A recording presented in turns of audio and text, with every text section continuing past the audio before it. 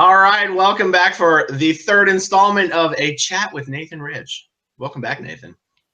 Thank you. Hello, everybody. All right, well, we haven't really discussed what we're going to discuss in installment 3, but let me just ask generally, was there anything else that you were hoping would be covered? Was there anything else that was cut from your episode in season 2 of The Aftermath? That because obviously they have to cut so much. Like, I don't know about you, but for me and almost everyone else I've spoken with, it was like 2 solid days of interviewing, and they've got to condense it down into like 20 minutes. And plus, in season 2, they've been regularly trying to pack in multiple people into every episode. So you probably only ended up with 10 or 15 minutes of actual airtime. So was there anything that you said that you were like, I can't wait for them to air this, but then it had to get cut? So the story about the horses was one of them. I mean, the horse manure, that was one of them. The thing about the ranch, the second ranch in New Mexico, is that it was such a long experience that it's really hard to get that across in like 10 minutes, like you said. I mean, I was there from 14 to 17 nonstop. So I was there for 3 years, and everyone else had their parents would take them home for Christmas or their birthday. They would send them presents, you know, they would give them an allowance. I didn't get any of that, nothing. And so one of the things was just the feeling that you get in that environment where I mean, when you're 14, 3 years is forever. I mean, it was just seemed like an eternity. And when I was about 15, I actually tried to commit suicide when I was at the ranch. I ate an entire bottle of extra strength Tylenol, which was the hardest thing I could get at that time. And I was sick for about a week and a half, and I couldn't move. I was vomiting all over myself and everything. And they didn't take me to the doctor. They didn't do anything. They were just like, oh, they didn't get your stomach pumped, or they didn't even take you to the doctor. No, they didn't take me to the doctor. They didn't even bring a doctor to me or anything. It was actually, looking back at it, I don't really understand how they could have been, I don't want to say confident, but how could they have known that I would have survived that? It seems nuts to me. Did you throw it up, or did all that get processed through your body? No, well, it's basically, if it all processed, I would be dead. But I took as many as I could of the entire bottle. It was a huge bottle. And then I was just sitting there. And then the next thing I remember, I was laying on the bed somehow, the bunk bed, and somebody was saying, "Hey man, can you talk? Can you move?"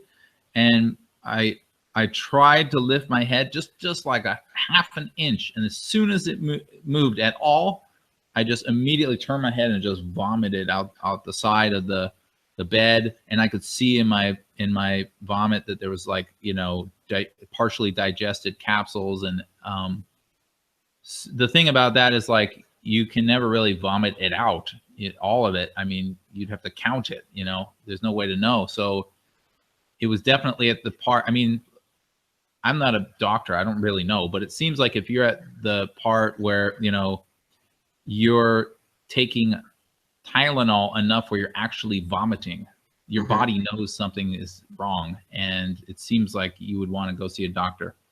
So anyway, they didn't do anything at all. They were just like, oh, you know, they actually put me on medical watch, which means you have somebody watching you. And then after that, I got put into isolation. So in other words, they put me with the sick kids. That was it. So that was something, I think I'm pretty sure I talked about that with Leah and Mike, but that didn't make it. There was just so many things that, like you said, I mean, you got 2 people on there, plus the 2 hosts, plus all the graphics having to explain the different things, and it's just not a lot of time for such, you know, it's such a small format. So I'd say that that's some of the things that you know, the actual despair and the overall length of it is just massive. It was just my whole life. I had been there for so long that you know, towards the end, I had been there longer than the director, than the case supervisors, the ethics officers, the people running, all of the people running the ranch more or less had come after me. And so I actually started to get to a situation where they didn't really know what to do with me, because some kids would stay there and their parents would run out of money eventually, and then they'd get sent out. And some kids would finish the program, which usually took about a year and a half to do. And then you had these other types of people, which were kind of, we called them like lifers. These are kids that were just, they're never leaving, and they're not even kind of on the program anymore. They've been there for literally 8 years, and no one even, they're almost like staff sort of. And I was kind of in between. I was getting sort of towards that side of things, because they started to call me like the old man of the ranch, because I just was there forever. And so anyway, they started to trust me a bit more. They didn't trust me enough to be student staff, because you had these kids that would want to be staff members. And so they would kind of, you know, they would get the military radios, and they would be like, oh, I'm a bosun, or I'm a deputy bosun, or all these, you know, they would borrow these military positions. I wasn't like that, but I was just a step beneath that, where it's like, well, he's on the program, but yeah, he'll be fine. And my closest friend in the ranch at that time, he actually was student staff. And so eventually, and he had been there forever too. And so he was there for like 4 years. And so they ended up letting me and him live together at the upper ranch, which is actually where the girls were, but not in there with the girls, down at the barn. Anyway, we lived together under minimal supervision. There was just one night watch person, and he didn't really care that much about us. So long story short, he ended up going to Albuquerque about once a month, because he was from Albuquerque and he was trusted and he was a staff. And so he would go there and he would get drugs from his friends. And I mean, I'm not talking about Tylenol, codeine. I'm talking about methamphetamine, cocaine, LSD, marijuana, alcohol, anything that he could get, whatever they happened to have. And he would bring it back, and me and him would do it. And so we were in this, basically, if you could picture this enormous barn, and we had to do this stuff at night. So enormous barn covered in hay, pitch black outside. We know there's a night watch guy up at the main house of the upper ranch watching the girls and everything. And we're down there tripping on acid around horses in this crazy camp, going wild in our room, vaguely aware that there's an outside world of security guards patrolling and all this other stuff. So I've had some really weird experiences on drugs, and that was me getting into drugs. I had never done drugs before I went to the ranch, and at the ranch is where I started doing LSD, methamphetamines, which was actually smuggled in by another girl. I won't say her name, but somebody else smuggled in some methamphetamines. We did that. Coke, you know, all that stuff that I said, mushrooms even. And at that time in my life, I mean, there was nothing but, there was no hope for me. I had been there for 3 years. My family did not give a shit that I even existed. And the only way I was ever going to get out was to get enough courage to pretend to be a Scientology and feign it for long enough so that they would let me through the program so I could just get out. And I knew in the back of my mind, that's just going to end up with me back on my mother anyway. And I'm just going to be, I just was at such a low place in my life. I was doing a lot of drugs. And during that time is when I figured out how to sort of pass the e-meters, sec checks, you know. I mean, I'm one of those people that can literally tell you I have sat there in a sec check on LSD and answered the question, have you ever done LSD? And said no, and had my needle float. Literally at the ranch. So there's so many stories obviously to tell. There's so much crazy stuff that happened. So that's why for me, that's why I've been kind of pressuring myself to write a book and kind of put this story a bit more linearly, because in conversation you tend to jump around a lot, and it's not a very clear picture of my story. So I think that's going to be crucial for me to feel like I really got it out there. But anyway, that's the longest answer ever. Yeah, that's great. No, I mean, it's what you just mentioned is one of the things that can make trying to do interviews with people so dissatisfying. Is you could talk for 5 hours and you can't cover it all. And when I'm talking to someone, all I can think of is the 20 questions I haven't asked yet. And in order to get through someone's entire life and feel like you've asked all the questions, I mean, that takes a really long time, which is why I'm looking forward to us continuing these chats for as long as possible. Yeah. You know, people ask me about the e-meter stuff all the time. I think every Scientologist in the back of their head knows that they've got their little tricks on how to either make their needle float or prevent a question from reading. And I'm curious to hear what your answer is, because were you ever trained in how to operate the e-meter? I was trained in how to operate the e-meter. Yes. I don't remember exactly what it was for, but I remember being at Flag and them doing. We had to do all this stuff, and there was the different types of reads. And I remember the other day you were talking about a rock slam, and when you said that, I was like, oh, I remember that, and all the different. So I was never like professionally trained up to being able to audit people, but there's something that you can do that's before sort of the real. Well, you must. It sounds like you went through the book of e-meter drills. Yeah, book of e-meter drills for sure. That I can't remember exactly, but that sounds right. Right. So what I would do now, keep in mind for those people watching that are just thinking this is all total BS, this e-meter stuff. When you live in Scientology, it's not like you think, oh, the e-meter is total BS, so I can just do whatever I want. It's not. You don't feel that way. You feel like it's true. You're just, I mean, at least for me, I felt like it was probably true, that it worked and it could detect my thoughts and all this stuff, but I needed to outsmart it and figure out a way to trick it. That's really where I was coming from. I wasn't thinking, oh, this thing is just a hunk of junk, I can do whatever I want. So the way I approached it was, I just went very directly and logically. I just thought, okay, so what is it doing? It's detecting blown charge, which means, you know, first it's detecting charge and then it's detecting the blowing of the charge. So they'll say something. Blowing in this case means going away, erasing. Yeah, exactly. So the idea basically is that if they say something like, have you ever, you know, killed a bird? And you think of a time, even passively think of a time that you killed a bird, basically that memory itself will have some electrical field around it or something. So then the needle will move basically. And then so they'll have you go through that and talk about it and walk through it. And then once you've done that, your fate and you make you dissipate the energy essentially, and then now everything's back to a normal wavy. So anyway, that's the idea that you're told of what it's doing. And so I started to think, well, the machine doesn't know that it's the bird thought that you're thinking about. So if they ask me about, have you ever killed a bird? And I have killed a bird and I'm thinking about that, I wonder if I just said, no, I haven't. And then they say, well, what was that? And then I just give them something else, if that would do it. So then I just, so they would say, have you ever killed a bird? And I would say, no. And they say, well, what was that? I'm kind of picking up something. Then I might say, today I just really had a hard time waking up. I just had bad nightmares and whatever.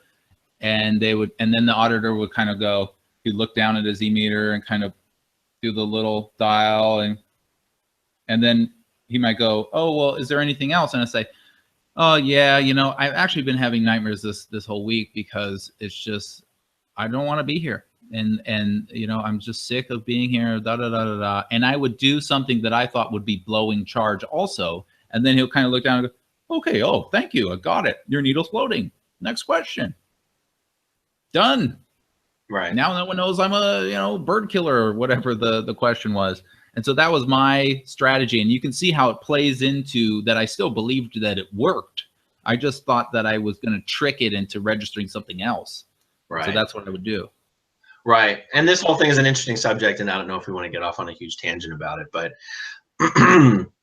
you know, Scientologists, I think most Scientologists who've been trained on how to operate the e-meter, they're not under any illusions as to how the e-meter works. Where it gets into questionable science, or not science at all, but questionable theories, is why the e-meter works the way it does. Like, a Scientology auditor understands the e-meter just works off skin galvanism. If a Scientology auditor is being honest, they know that when a meter reads, it doesn't mean anything other than the meter read. It's sort of the auditor's job to figure out what it read on. And if you're auditing someone who's cooperating, between the two of you, you essentially come to an agreement as to what the e-meter read on. But I think the other thing, and I'm curious if this matches up with your experience, is a lot of it depends on how much the auditor actually believes in the meter and how much the auditor actually believes you have an answer to the question. Like if you had someone on the other side of the meter that was asking you that question, have you ever killed a bird? And they were convinced you'd killed a bird, they would be much less likely to let you get away with saying no and answering another question and making your needle float on by answering something different. Like it kind of depends on how much time, if the auditor's willing to sit there and waste time trying to pull this out of you. Like when I was leaving the Sea Org, right? This was a time when my wife had gotten pregnant. Don't know how that happened. And they don't want pregnant people hanging around the base. And they don't want your sec check, your security check, your interrogation that you have to do before you leave the Sea Org. They don't want it to take forever because they don't want you guys hanging around the base. This was the fastest goddamn sec check ever. Like, I don't know, 30, 40 questions plus end rudiments in like less than 2 hours. Done. You could tell that a person who was auditing me, doing the sec check on me, who herself has since left the Sea Org, it was almost like an unspoken agreement. Like, you be a good PC and try to make your needle float, and I'm going to be a good auditor and indicate every fucking tiniest FNIC, and we're going to get through this as fast as possible. Okay, thank you very much. Yeah, I have definitely noticed that. I mean, you can see it because just like you said, especially if they know that you did something, right? Like because it's not like in Scientology, if they know that you've done something, they still have to follow the script. They can't just be like, all right, tell me what happened with you kicking that other kid. They still have to say, have you ever kicked another child? Have you ever such and such? So if they know that you did something, then you can see them start to panic when it doesn't get a read, and they kind of do the adjustment so it like zooms into like micro levels, so it's like flying back and forth. You know what I'm saying? The sensitivity is super high, and they're kind of going like, oh yeah, and you can see them kind of going, yeah, I guess I did see something, and they're like, are you sure? Anything else you'd like to say about that? And then they'll even kind of wing it and add more questions like, have you ever touched a kid with your foot in a hard way? You know what I'm saying? And they'll kind of just, and that's absolutely right, because I'm sure that if they actually thought, gee, maybe he's on drugs, they wouldn't have just been like, needle floated, next one. They just kind of zoom right through it. The auditing process itself, and this is aside from this, the auditing process itself really turned me off when I started to learn, when I started to piece together a couple of things as I was getting trained, I guess, in the lower levels. Beneath the levels, you know what I mean, is that the biggest, I guess, outpoint, if you will, for me was how you deal with originations and what was the other one? And originations and comments, yeah. Is that originations are when the pre-clear says something like, they say, oh, how did you feel about it at that time? And you go, oh, my arm feels kind of light. And they go, got it. They just got that. And then they just move to then they go, so how did you feel at that time? And I didn't really notice it for a while, but the only thing that they're supposed to do when you originate something is acknowledge it. So auditor, which in Scientology world is supposed to mean one who listens, anything that you're saying, anything that is not a direct answer to something that they're asking you, all they have to do is acknowledge it. Got that, and move on, which is literally the inverse of listening. They're just letting you, they're like going, yeah, yep, yeah, got that. And then they just go back to the processing. And for some reason, that really made me feel like, well, I can't feel like I'm having a real conversation with an auditor, because that's exactly how I feel when you meet those people, you know, and they don't want to hear what you're saying. They're just going, finish your argument so that I can say the thing to you that I'm trying to say. You know, it's, to me, it had that vibe of like, right, everything that I say to you, you don't care, you know? Right. Totally. So that kind of turned me off from auditing from the early stages, when I started to piece those together and go, everything I say to him, he's just going, So then I would start making stuff up like, oh, my toe's kind of dancing by itself. And then I look up and see what he says, and then I go, oh, got that. You know, there's some of the the funniest acknowledgments that are commonly used in Scientology, and these are used. If you never did the professional auditor training, you might not have seen the films that are used in the auditor training. Like, have you seen? Did you guys happen to watch any of those at the ranch or anything? At the ranch, no. I may, if you start talking about it, I'll know then. Well, one of the funnier acknowledgments that's used in one of the films is, "I duplicate you utterly," or "I duplicate that." And, you know, I do some videos called How to Speak Scientologies, and there's some things I'm trying to get non-Scientologists to start interjecting into conversations with Scientologists that would just make them go, "What the fuck just happened?" If non-Scientologists started in conversations with Scientologists going, "Oh, wow, I really duplicate that. I duplicate you utterly." These guys would be like, "Oh, Scientology is really catching on in society."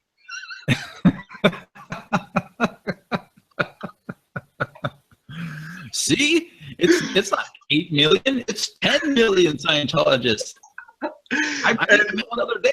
Yeah. You know, the reverse of you know, someone asking about killing a bird and just letting you get away with giving some bullshit is like some brand new auditor who's just learned how to do a security check for the first time and is just read all the policies on not being suppressively reasonable, which was covered in the most recent episode of Leah's show. And they're asking someone who's literally been born and raised in Scientology, are you a CIA plant? And, you know, the meter reads, because the meter can literally read on anything. And because this guy's in a frame of mind where he's like, I can't let him get away with not answering the question, instead of being willing to acknowledge that we all know this question did not read on being a CIA plant, you end up, you know, someone like that could end up literally harassing someone for 2 hours about, you know, coughing up the true answer to, are you a CIA plant? And that brings me to the point I really wanted to make about this, is that whether the meter does or doesn't work the way Scientologists think it works, it's used as an interrogation tool. Like, if I'm the auditor and you're the pre-clear, you already know the rules of an auditing session. You know you can't leave. You know I'm not allowed to let you leave. You know that there would be serious repercussions for you if you did leave. And you could be born and raised in Scientology. I'm sitting here asking you this question, are you a CIA plant? And whether this meter is reading or not, I could sit here and pretend that it's reading, right? And I could be like, well, what did you think of when I asked you the question? Well, not that. Well, not that. And you could give me some bullshit answer. And then I go, okay, thank you. I'm going to recheck the question, and I'll recheck it. And I could pretend it reads every single time. And eventually, in order, you know, because you don't have an answer to the question. You don't have, yes, okay, you got me, I'm a CIA plant. Yeah. And you're going to keep giving me bullshit answers of what you really thought of to make the question read. But if I do this to you for 2 or 3 hours, you're going to give me increasingly more and more juicy overts and withholds that you've committed. That you're like, okay, what can I say to make this end? And you're going to start answering all sorts of crazy shit. You could be making up half of it could be real. But this is how Scientology security checks go when people, and this is how the meter is used, or it's how it can be used. Marty Rackman has explained that this is how he used the e-meter. He just used it as a tool, but he was being an interrogator. He was going to ask whatever question he wanted to ask, and he was going to make the guy give answer after answer after answer, and eventually he was going to say something incriminating, whether it was a reply to the question or not, right? Yes. And I think one thing that happens with people like you and I who grew up in Scientology is most of our auditing ends up being this security checking, and it doesn't actually end up being the auditing that average public Scientologists will say, well, I really think I got a lot out of that. Like those are the people who walk into an organization, pay good money for auditing, and are given auditing that is probably likely to at least make this person feel like they got something out of it. Whereas these kids that grow up in it are usually just being subjected to security checks to fix their behavior or find out why they're so, you know, rebellious, or why this kid doesn't listen, or why he's misbehaving and all this kind of shit.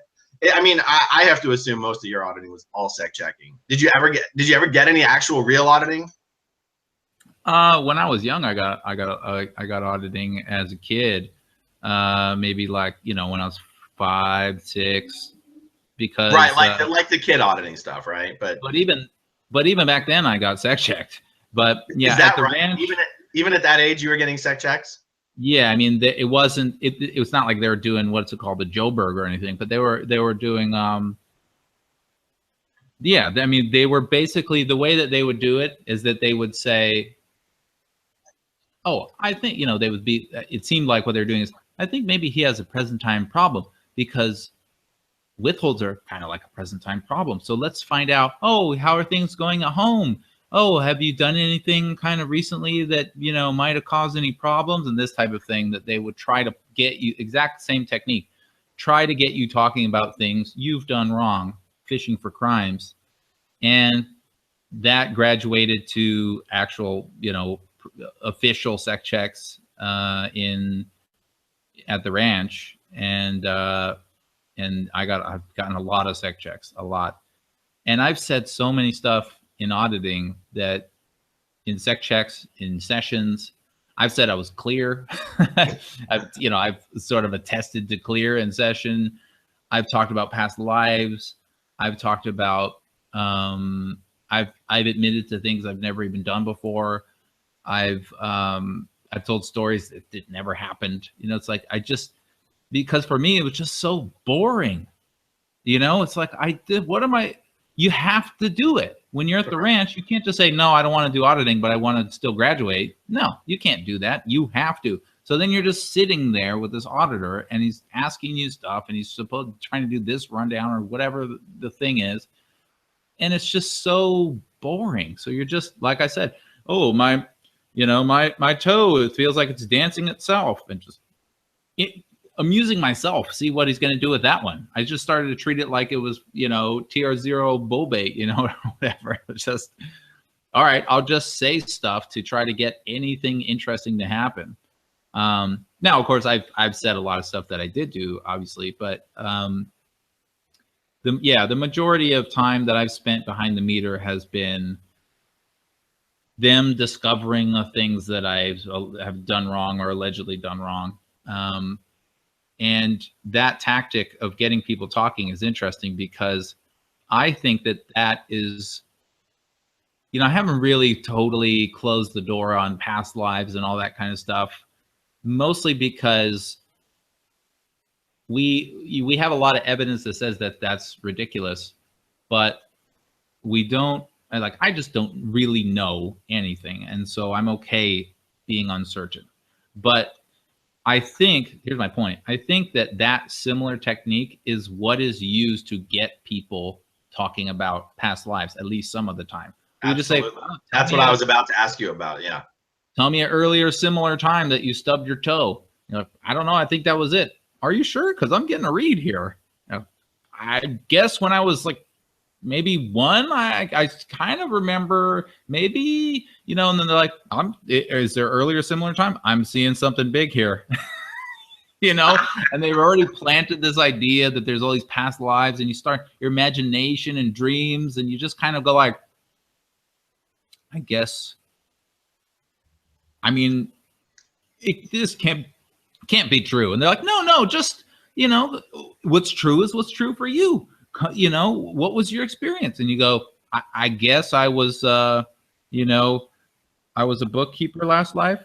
And they're like, what happened when you were this, you know what I'm saying? And they just kind of, and then before you know it, you're describing this entire life of being a bookkeeper, and there's you're not even allowed to try to verify it, first of all, right? Here's where, well, I'm getting off on tangent, but something. No, go ahead. Tangents are fine. People love tangents. Something that's going to be really interesting to me. The internet's already totally fucking over Scientology, as you can see, right? Here we are. But it's going to get even worse when we know more and more information about people. I looked through pictures of myself when I was a kid, and there's maybe 40 pictures of me in my entire life before I was 17.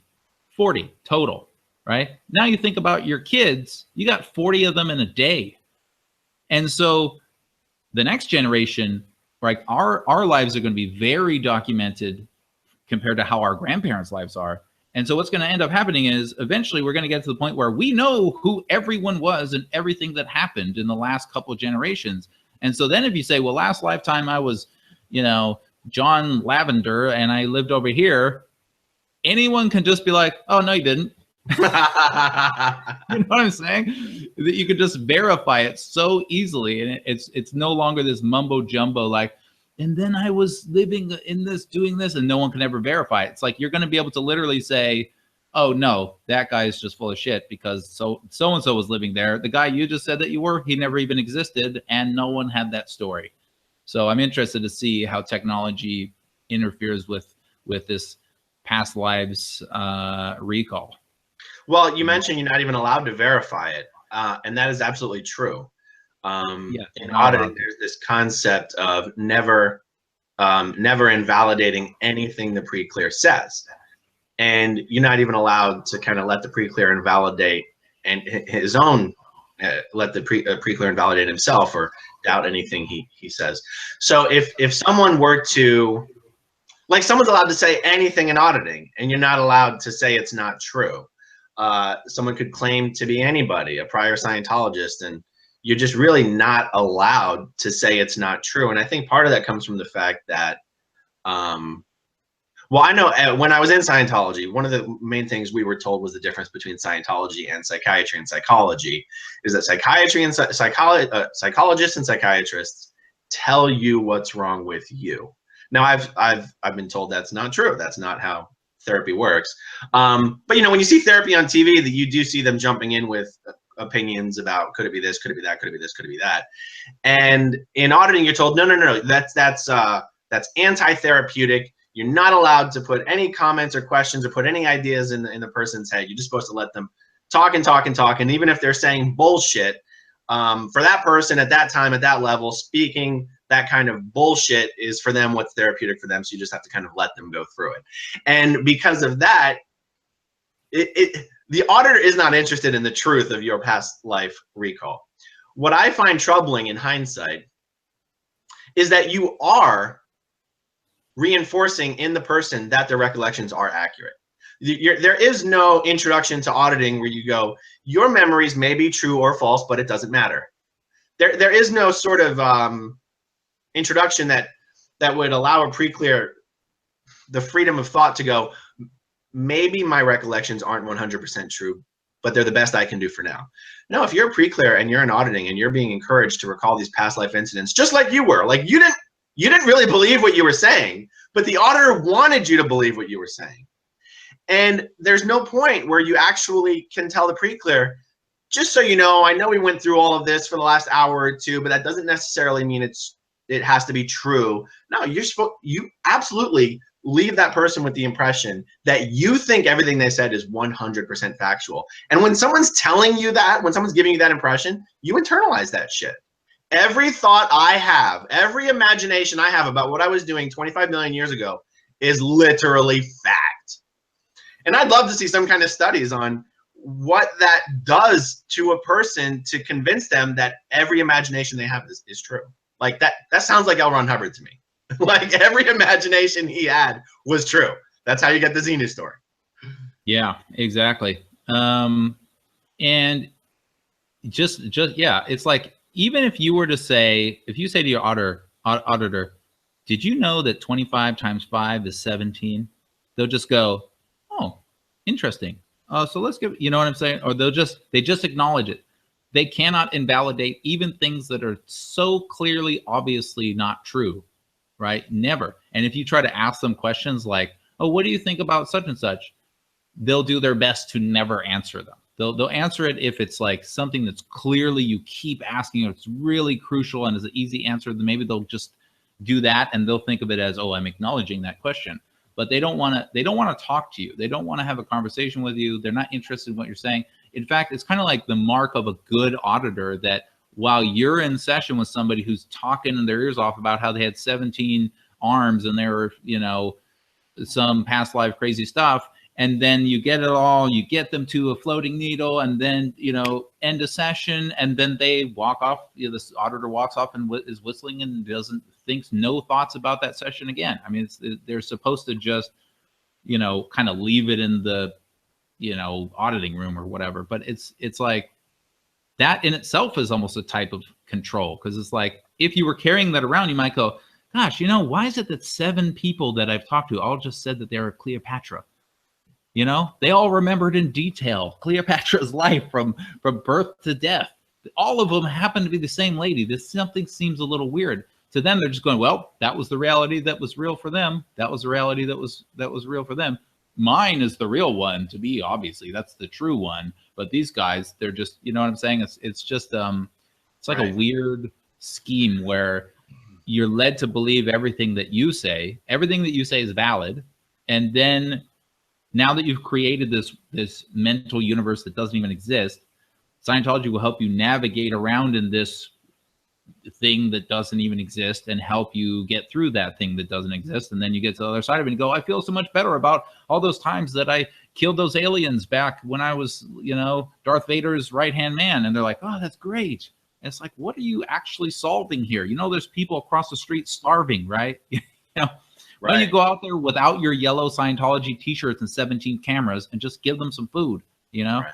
Yeah. Ridiculous. You know, there's on one of the main courses, one of the courses that's done for all people training to be auditors is the professional TRs course, the professional training routines course. And it's where you do these communication drills that everyone who's ever touched Scientology has done, but you do them for a much longer period of time.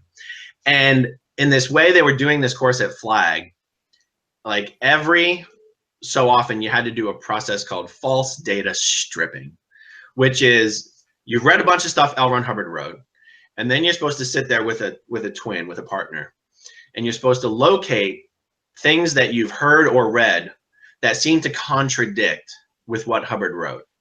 And you're supposed to identify those contradictory pieces of information as false data.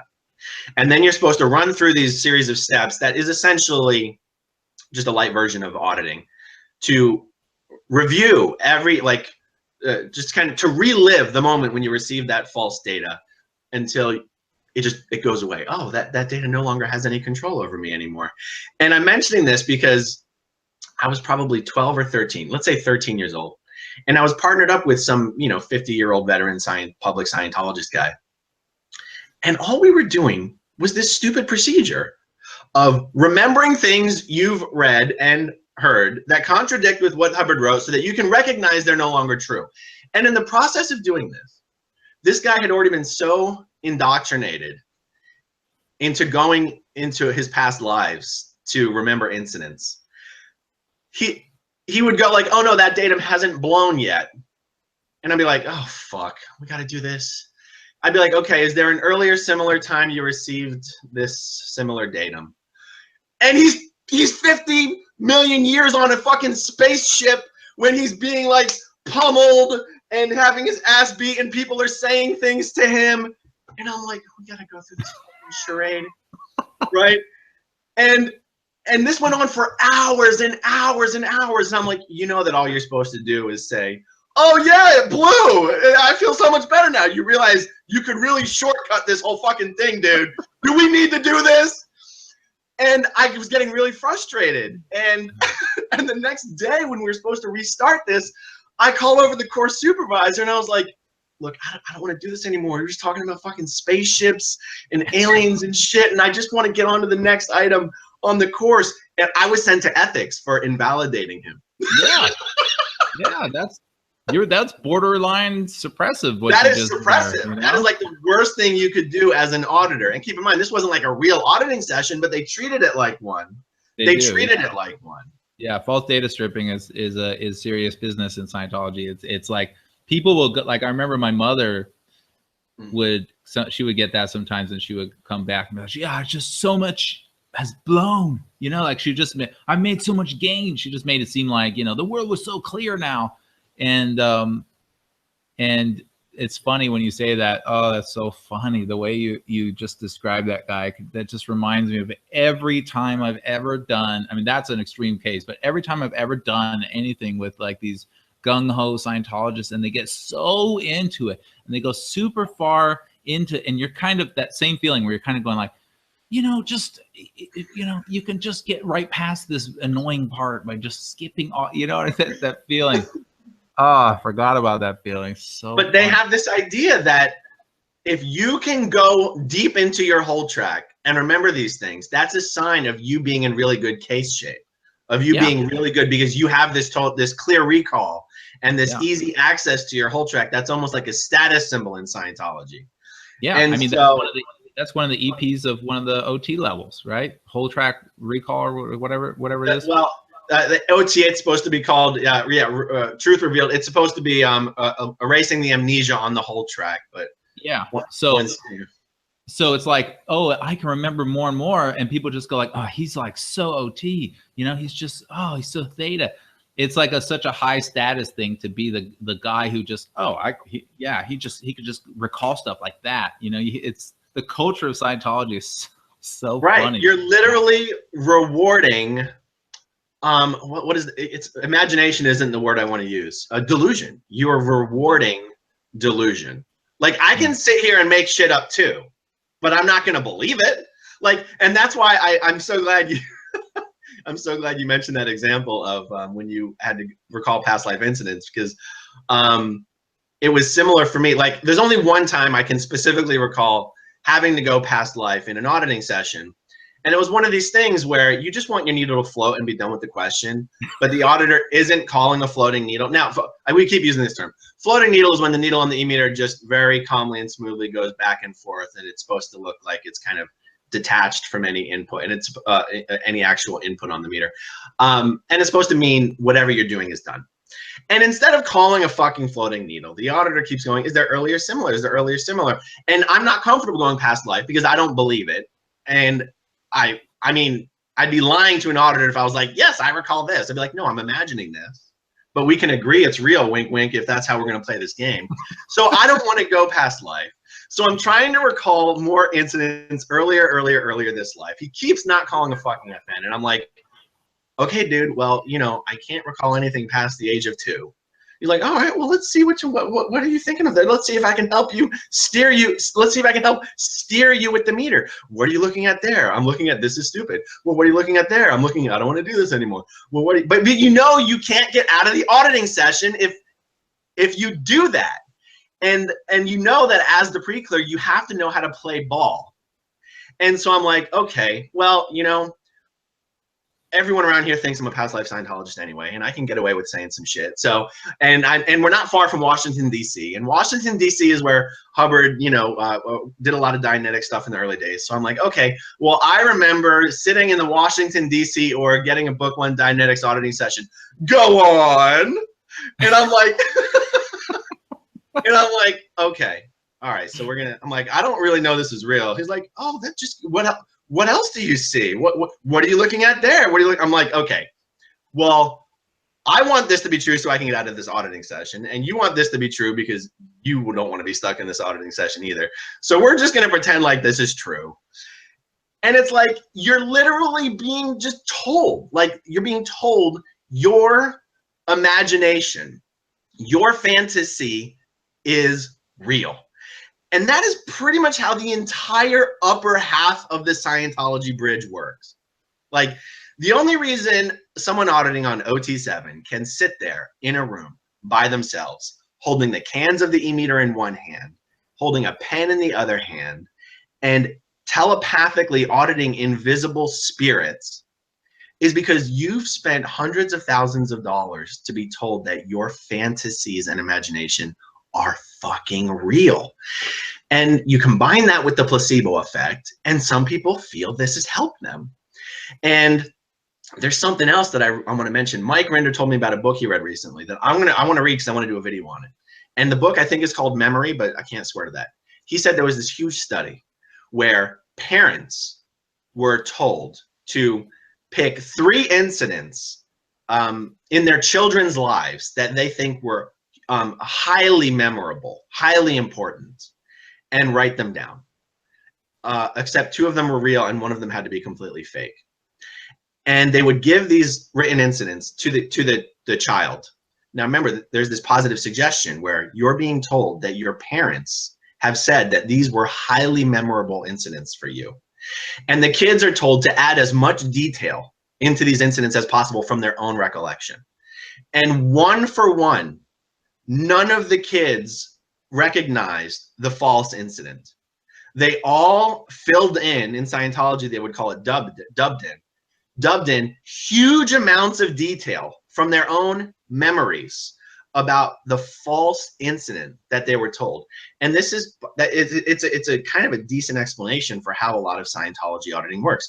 You're being told that this stuff is there, so then you just go in and fill in the blanks. Yeah, that's a wild sounding book. I want to check that out. That whole reinforcement of your imagination as reality. I mean, what you described is that's the first step. That's you cracking into it. What happens after that is that the next time you go in session, they try to get you back into that. And they say, so let's pick up where we were, where we left off. You were talking about, you know, being in DC, and they get you right back into it. And it just opens you up to now you're going, well, what was I before that?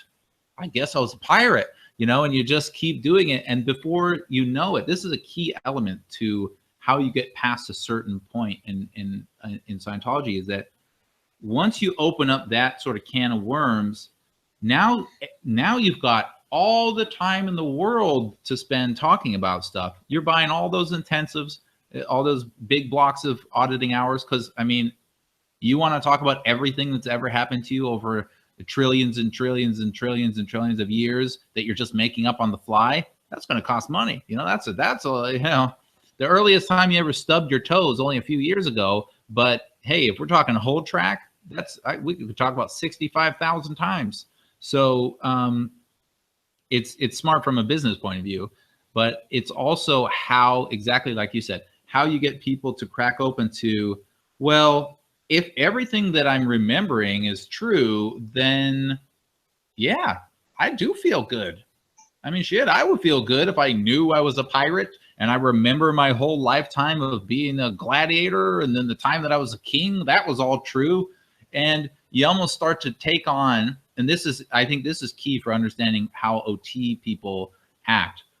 You kind of start to act like those experiences were yours, and therefore, oh, no, I don't need to do that. I've been through that before. And you start to act like, oh, I've got trillions of years of experience, right? I know I'm right about stuff because I'm coming from a position of expertise. Because you know what? I don't know your little gadgets and stuff on your boat now, but I used to be, you know, I was the guy, you know, on the Titanic in the engine room, and so I know how that works. And you just, it's kind of matrixy, like you're talking about. You just kind of get like, oh, I'm coming from this place of vastness. And because when I see these videos of OT people talking, they're so batty and weird the way they're talking about stuff. And I actually speak the same language that they do. I'm a little rusty, but I know what they're saying. I understand, I duplicate their calm exactly. And from an outside point of view, now I'm just like, oh, it's so creepy and weird the way they think about stuff, as if everything that they're doing is so significant and magnificent and affecting everything. And you kind of go, no, you're just some doofus walking down the street. You're no different than anyone else. So I think a lot of that comes from a lot of the ego and the self-importance and the sort of certainty that we're doing everything to save everything comes from this past life recall. And I also think that that's one of the reasons that Scientologists who don't get to a certain point either get stuck or they get the fuck out of there. They're like, okay, well, that was a waste of time. Because well, I think once you crack through that past life thing, and if you really start to accept it and keep rolling with it, you're pretty much done. It's right. Now you're theirs. If you can get past that point of not believing that your own imagination is real, that your own fantasies are real, if you can get past that point, you can get up the bridge pretty easily. When you read a lot of Hubbard's writings on the technical side of auditing and whatnot, and he talks about occluded cases and stuck cases, he's talking about cases that haven't cracked past that point. Like occluded means you cannot recall. But for me, I was embarrassed to claim that something I'm imagining is real. To me, that's embarrassing. So it wasn't that I was sitting in an auditing session unable to come up with the same things other people would come up with. I couldn't crack through the intellectual dishonesty of being like, just because I can imagine it doesn't mean it's fucking real. But that's not playing ball in auditing. And pre-clears who cannot get past that can't progress up the bridge. And so, you know, Hubbard talks about these occluded cases as if there's something really wrong with them. And the more you get trained on the, you know, the technical side of Scientology and you adopt Hubbard's way of thinking about things, you sort of see the writing on the wall of, oh, occluded equals bad. Black cases, stuck cases, that's bad. But that just means people can't have whole track recall. But whole track recall just sounds like fucking fantasy anyway. So I'm getting what's going on here. I'm learning how to play ball. But that always made me intensely uncomfortable, which is why I didn't like getting auditing. I didn't like participating in this thing, not just because of the sec checks and whatnot, but because I knew that in order to succeed in it, you had to do this whole track stuff, and I wasn't really buying it. And I didn't really want to fake it. Like, it's one thing to just lie and, you know, on a sec check question. It's another thing to now engage in this whole exercise of fantasy. Like, could you imagine if on new era Dianetics, you're literally spending dozens, if not hundreds of hours recalling and going over and over and over incidents that have supposedly happened millions and billions and trillions of years ago. And I couldn't imagine going through such a pointless and thoughtless exercise. Not to mention that you're the one paying for it. Right. That's the other thing. It's like, well, can we just stick to the stuff that is actually real? Because, like, yeah, oh, sure, I had a past life, but no, let's not go there, because that's going to be 27 hours. Like, you have that much money. You know, that's the other part of it.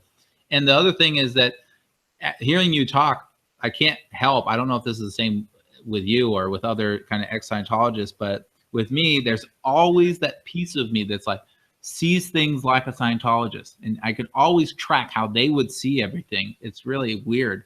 But it's like, what they might say is, they'd be like, okay, so he couldn't confront his whole track because his overts are too big and he's got too many withholds. So he's not able to see past that. He can't confront it, which means he's a stuck case because of his own overts, which makes him PTS, which doesn't allow him to get gain. And so that's why he, you know, didn't want to do Scientology. That's why the tech isn't working for him, because of him. It's always like that. It's this chain of events that leads back to you. Right.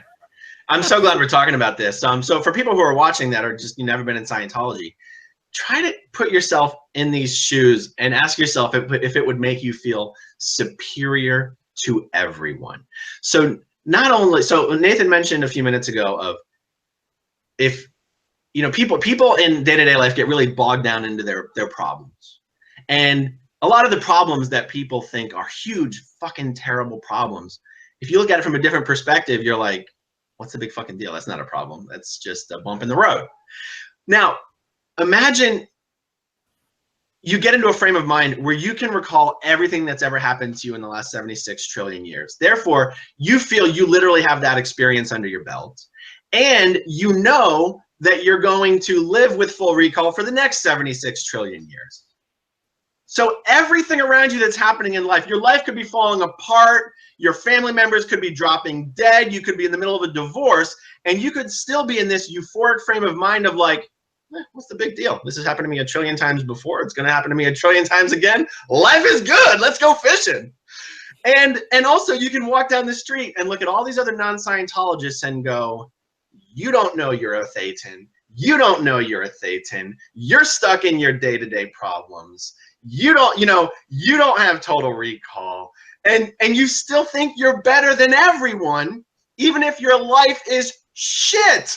And this is that, I guess I've been equating this good feeling that people can get from Scientology to a placebo effect, but I'm not sure that does it justice. I think this is more than a placebo effect. You're not just giving someone a sugar pill. You're giving someone essentially positive suggestions about these things. You're not just giving someone, you know, you're reinforcing it. Yeah, you're enforcing it.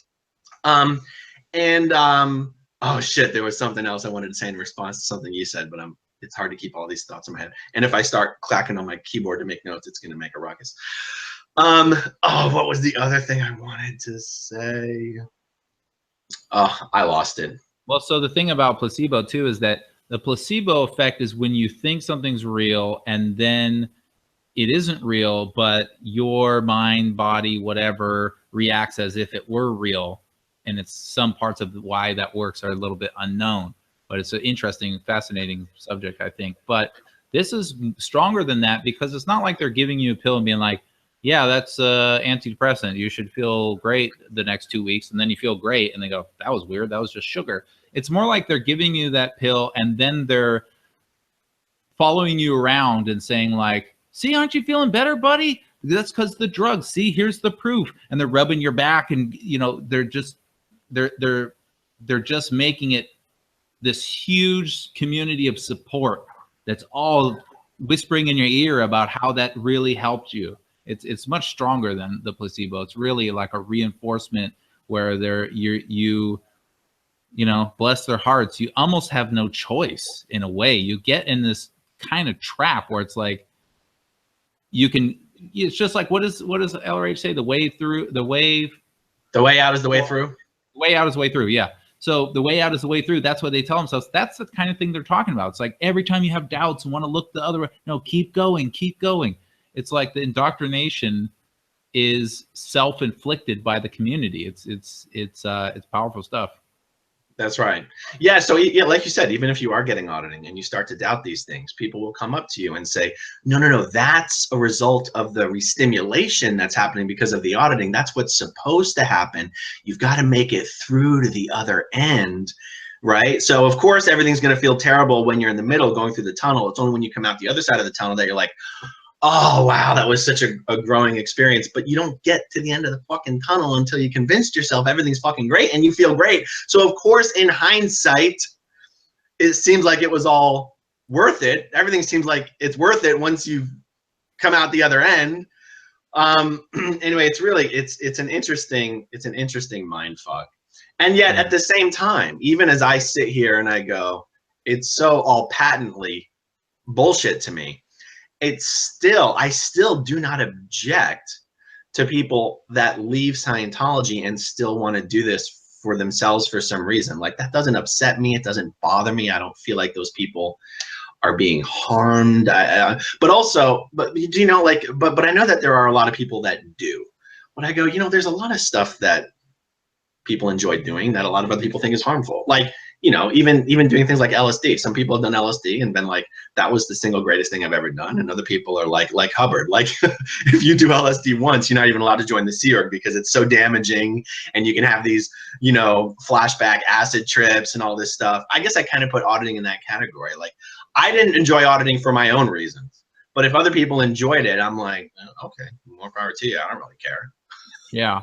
I've seen some of those comments and kind of differing opinions about what do they call now, the independence, or I don't know. The first time I ever came Scientology. Yeah, many years ago, I found the free zone. I don't even know if that still exists anymore, but that was some kind of like, we don't want to be the church of Scientology, but we are also doing Scientology stuff or something.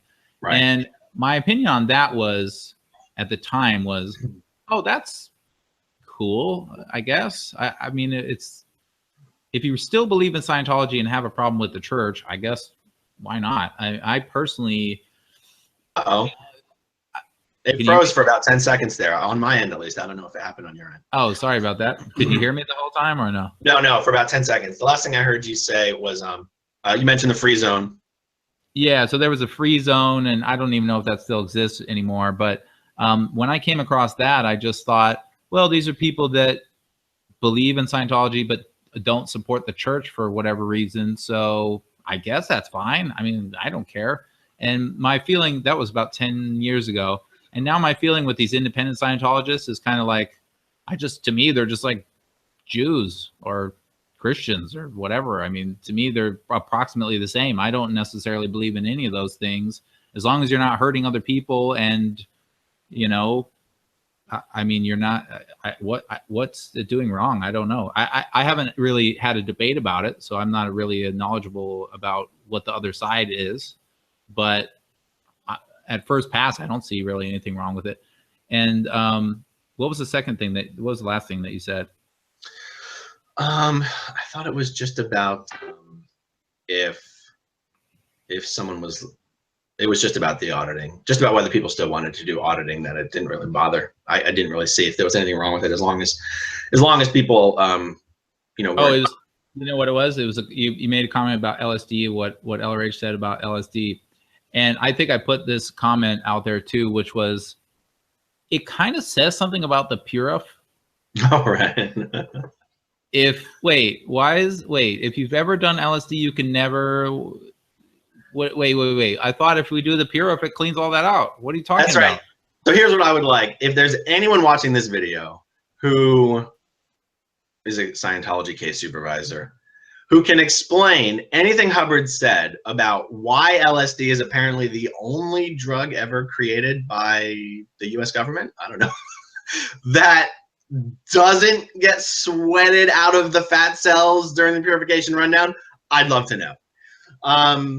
Because that is what Scientologists believe, that the drug residues are stored in the fatty tissue of the body, and the whole process of the purif with the vitamins and the taking oil to replace the existing fat and doing the cardio and doing the sweat out is getting rid of the drug residues that are stored in the fat cells of your body.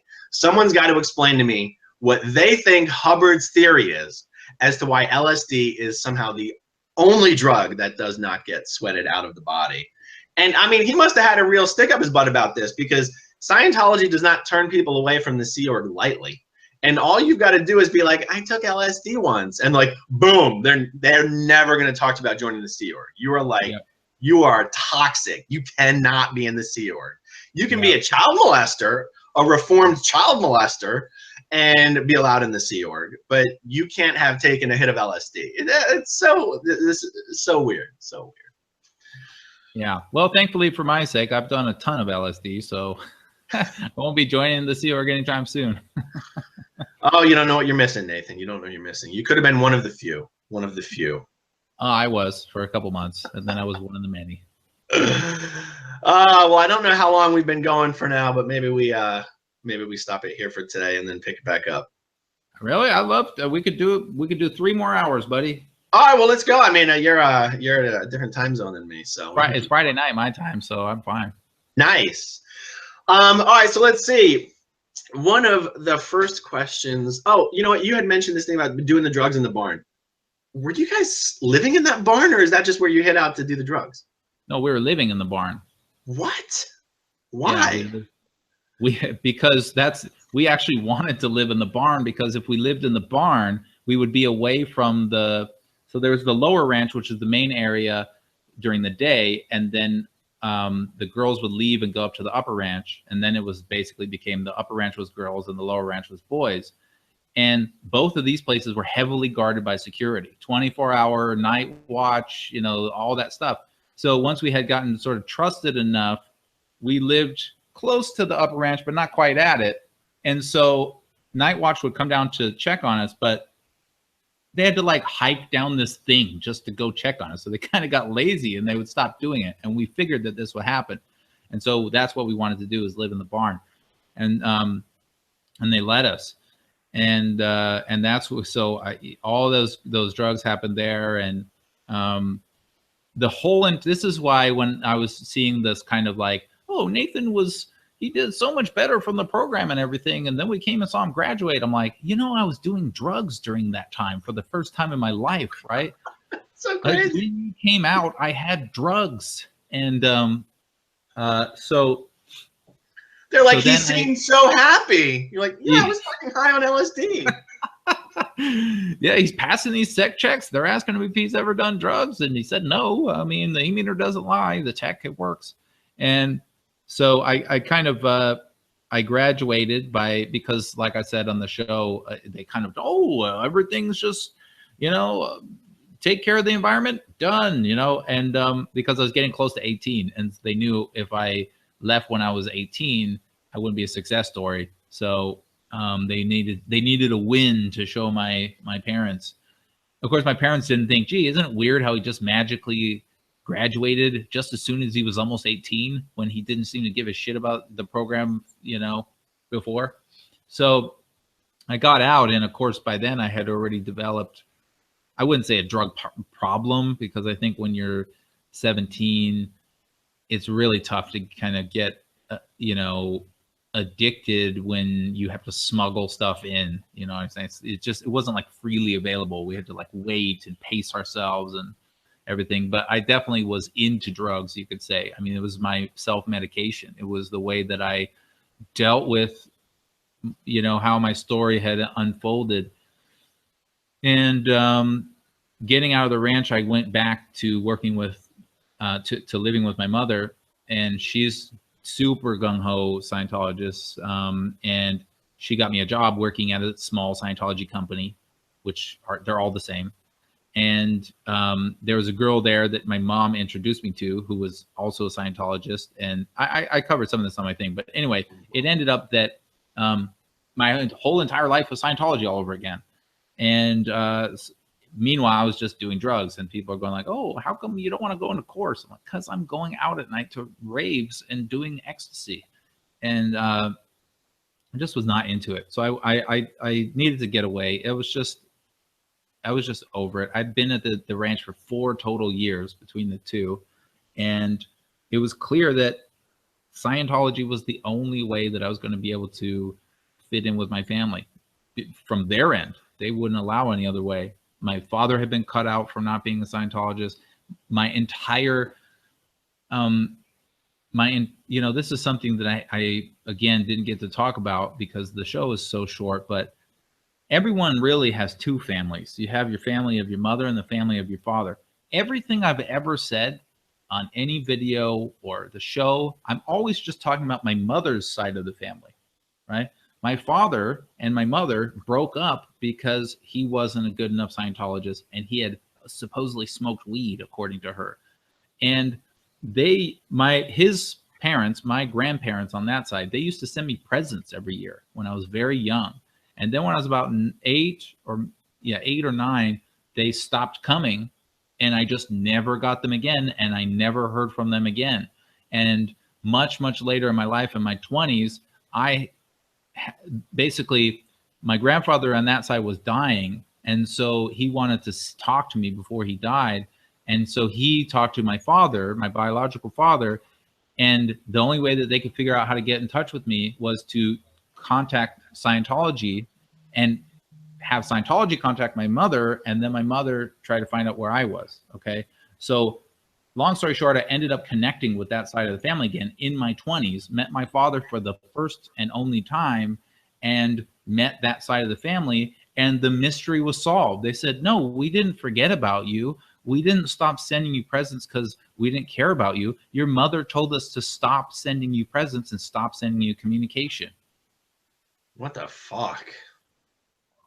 So that's how my family views people who aren't Scientologists. And that adds a little bit of understanding as to why I was sure there's no way I'm going to be in this family if I'm not a Scientologist. It's not because I didn't want to. It's because they would never allow that. I have 0 pictures of my father from childhood. He's literally cut out with scissors. And this is a guy who, as near as I can tell, I don't know, maybe he was, you know, Genghis Khan and is at night. But as far as I can tell from everything I've heard from my mother, everything, the worst thing that I've heard that he's done is he smoked weed and didn't want to go on course. So, and she's cutting him out of our lives. So, were your folks married when you were little? Like they separated?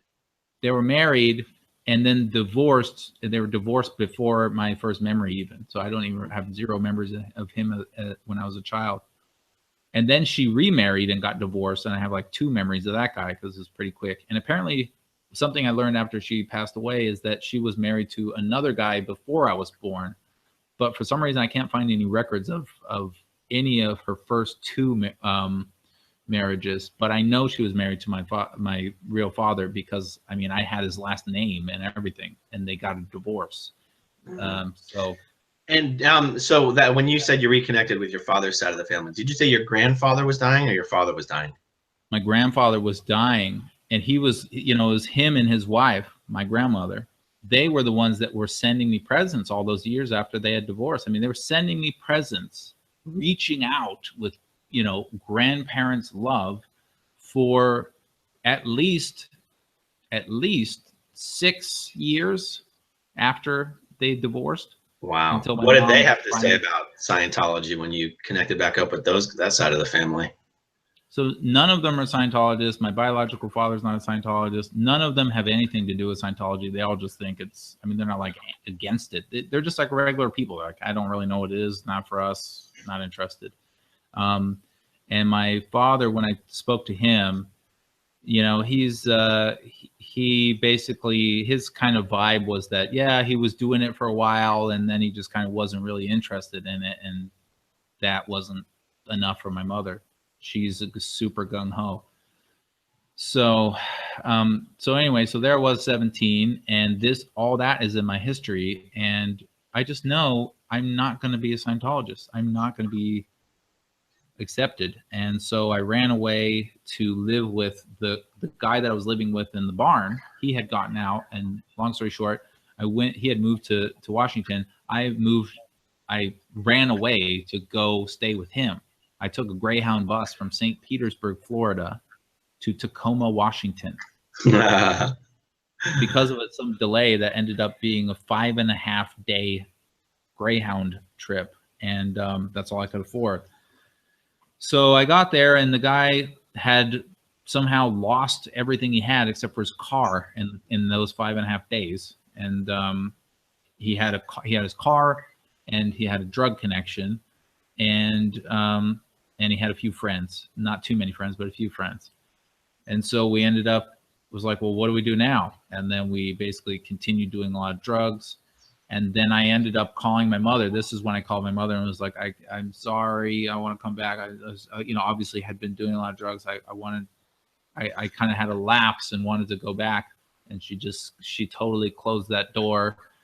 And not only did she close it by saying no, it wasn't just no, get yourself together and then we'll talk. It was no, never, and never can you talk to the rest of your family. And no, you can't have any contact information for them. They don't want to hear from you. They don't want to talk to you, etc. So that's when I really fell to kind of starting the darkest period of my life. I don't want to say so far because that's not very optimistic. You know what I mean? The darkest period of my life, and it was. So there I am. I mean, try to paint a scene. I'm 17. It's now winter in Seattle. My friend and I, who have just spent 3 years at the ranch together, have nothing, and we only have his car, no jobs, no work history, no money. He has a few friends, like 3 or 4. I have no friends. My family has disowned me. I don't know what his family situation was like, but clearly it wasn't going well. And me and him were living out of this car. So he knew a guy who would sell him acid in a vials, about 110 hits. And so we would buy it, and it was a really low price. So we would buy it and do it, and then try to sell it. And just, you know, acid's not a money-making drug. It's not like, you know, being Pablo Escobar. You just basically get a few bucks here and there. So we would use that money for gas and use that money to buy hamburgers and cheeseburgers from McDonald's. And I wasn't even panhandling or anything at that time because I wasn't like homeless in my mind. I was just a kid still. And so after a while, it was just freezing, and we didn't know anybody. So we ended up driving his car back down to New Mexico, which is where he was originally from. And that's where all of his friends and connections were. And my life was just over. There was nothing.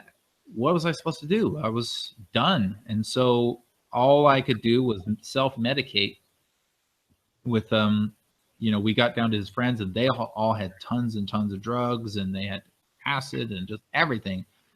And I basically went on kind of like a self-destructive spiral that was not like a outspoken, like I'm going to kill myself, but it was basically, the gist of it was, I'm going to suicide by drugs. I'm just going to keep partying until I have nothing, until I'm just dead. And that lasted for years of my life. And me and him eventually didn't get along as well. And I ended up just being totally alone. And so then I was traveling alone, hitchhiking, and you know, sparing change, and I wasn't even selling drugs or anything. I was just consuming them and drinking and being homeless. I was just a homeless punk on the street. I mean, so like literally homeless in the sense of the word that someone would truly consider someone to be homeless. Yeah. Not couch surfing, but homeless. No, not couch surfing. I mean, I can kind of explain what I mean by that. So when I went to Albuquerque, I was sleeping on a floor inside of an apartment that was his friend's, no blanket or anything. And then that guy ended up moving away. And then I ended up that I was sleeping next to a dumpster on the concrete. And when I say next to a dumpster, what you do is you find these apartment buildings, these complexes, and they have a dumpster, but they think it doesn't look good. So they surround it by like a green fence or something. So you can't really see what it is. But that fence also blocks people from seeing you. So you go behind the dumpster and you lay in there. It's little things like that you learn when you're not just a couch surfer. And so would stay there. And then eventually like on the road, for example, traveling, I traveled to Oregon and Washington and California, Arizona, Nevada, you know, Utah, New Mexico, all this sort of West area. That was all hitchhiking, and it's sleeping in the dirt. I sleep. If you happen to have a sleeping bag, which I eventually got because someone gave it to me, then you're sleeping in your sleeping bag in the dirt. Like, one time I was in LA, I just gotten into LA. It took forever. And I was so exhausted. I was walking around in Hollywood and I was feeling nostalgic. And I actually wanted to see where I had come from. And it had been such a long journey and everything. I just laid down on the sidewalk and fell asleep and woke up with some cops. You know, they gave me they said, they were talking to each other. Have you seen him before? No, I haven't. Okay, here, let me give you a card. And so they have this card that they'll give to homeless people that's kind of like, here's the needle exchange, here's where you can go to this church and you can listen to a sermon for an hour, and then they'll give you some soup and that kind of stuff. I mean, I'm talking about sleeping on the concrete, sleeping next to dumpsters, sleeping in dumpsters, sleeping under bridges in Sacramento. I used to sleep under bridges over there. In Portland, I used to sleep under the bridges over there. I used to sleep down by the water near this power plant in the grass. In Seattle, there was an area near one of their big parks, and they had this big cage that they would put boxes in, discarded boxes. So I would climb in there and sleep in the boxes. In New Mexico, because the weather was nicer, I used to go down to UNM, which is the university that Carol Kingsley went to, actually. But I used to go down to UNM. And there was certain buildings, it's all Adobe styled. There were certain buildings that weren't main buildings. They're just some weird other administrative building. And you could climb up the building and hide on the roof. And I would sleep on there. I mean, as homeless as it gets. I was hanging out in drop-in centers and sometimes would be in shelters. A drop-in center is like for homeless people to go during the day, because if you sit somewhere, then you get arrested for loitering. Right. And so there's just these places that you, in some cities, not all of them have them, and you could just sit there and they'll help you get new needles if you're shooting up. They'll give you whatever happens to have been donated to them, etc. So it was real homeless. It was. Well, I was going to ask you, like, how would you eat? How would you shower? Showering. How would you shower? Well, the short answer is you don't really shower. But you can shower, depending on who you know. You can get a shower if you really want it. And the way that comes about, and this may be different for older people that are homeless, but for myself, I was maybe around 20 when I have a clear memory of taking a shower, which is that because I was in the punk rock world, I had like a mohawk and spikes and everything like that. You get kind of other punks coming around and hanging out with you, and they may not be as homeless, or they may not even be homeless. And girls, will be interested in hanging out. And usually there's homeless girls, but it tends to be more that they will have some base And so long story short, they'll kind of go, if you want to take a shower, you can come to my mom's place, or you can, come over to my friend so-and-so's place. And you're kind of like, okay, yeah, that'd be nice. And it's just black water, So showers were rare.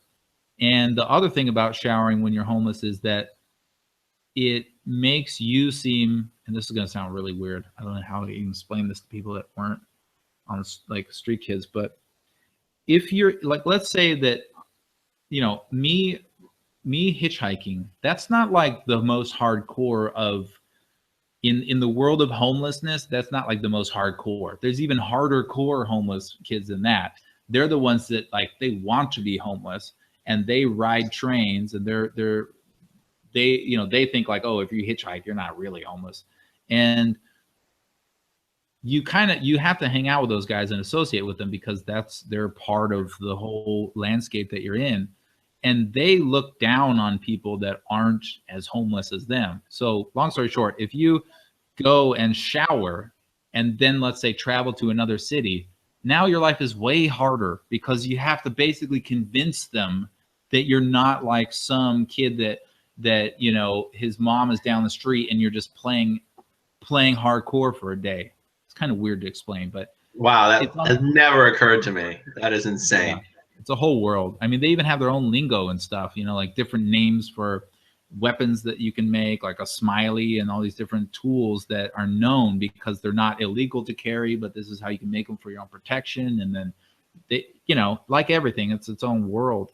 And you're right. I know that nobody really knows about that or pays attention, because I've never heard anything about it on any media or anything, but it's a real world. You go into Canada and they are there. You go into America and they're there. And so let me put it this way. There are people in this world that if you track them down and got them to remember who I am and told them that I had a job, right, they would laugh in your face. There's no way that guy could hold a job. No way. Right. So I hope that's. It was a real is the thing about them looking down on hitchhikers that if you're hitchhiking, you're not really being self-reliant, or is it that if you're hitchhiking, that means you're clean enough to get picked up, which means you're not hardcore enough? Like, well, what's the looking down on hitchhikers part of it? It's because if you're really a kid on the streets, then you should be hopping trains, because they get so punk rock that now even punk itself is trendy and stupid. And now only like bluegrass and old country, and only that music is good, basically. Oh, interesting. So, yeah, like that. So you'll see them sometimes. You'll notice some is you see them, they kind of look like, well, that's a homeless kid, but I guess he's kind of punk, but I don't really see, there's no like red colors or spikes, or he just kind of looks like he was punk like 20 years ago, and now he's just brown. Everything's brown and plain. He's wearing like Carhartt, clothes, usually like an overall. Walking, you usually he'll have like a dog or something like that. Tattoos on the face a lot. Those are like I mean, they're train hoppers, and there's tons of them. And to them, you're totally like a softcore. They even have their own words for it and stuff. They call you a oogle. You're a oogle if you're not like you're not a real rider like them. Wow. So just a little bit more about the homeless subject, and then I want to start asking you. I want you to explain how it went from that to where you are now, how you started that climb. So when I see homeless people around, I live in the Tampa Bay area. I live in Clearwater, Florida. And, my wife volunteers at one of the local homeless shelters a lot. And, she's explained to me that there are people who become homeless sort of temporarily through circumstances outside of their control. And those people are relatively easy to help. They do need a place to stay. They do need help until they get their next job, but they're looking, and you can help them, and you can help those people. And I've gradually come to this idea that when you see someone just like sleeping on the corner, hasn't showered or shaved in months, you can tell that because there are resources out there where you can sleep, where you can shower, where you can eat, that when you see people like that, that's not just homelessness. That's mental illness. And I want to get your thoughts on that, because I've never been able to truly reconcile this for myself, where there does seem to be infrastructure in place to help people that don't have their next place to sleep and their next meal.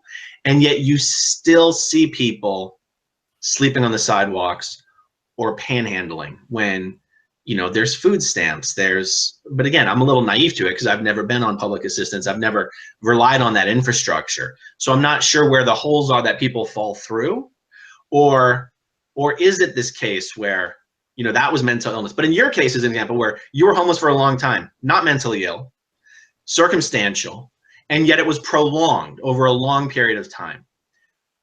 Would there have been an infrastructure, some sort of social safety net for you to fall back on if you wanted to? Did you ever try to, or was it more like, well, no, that wasn't your game? Yeah, so I think I'm kind of getting where what you're asking, which is, in its essence, I think what kind of options you really have when you're really on the streets, like for real.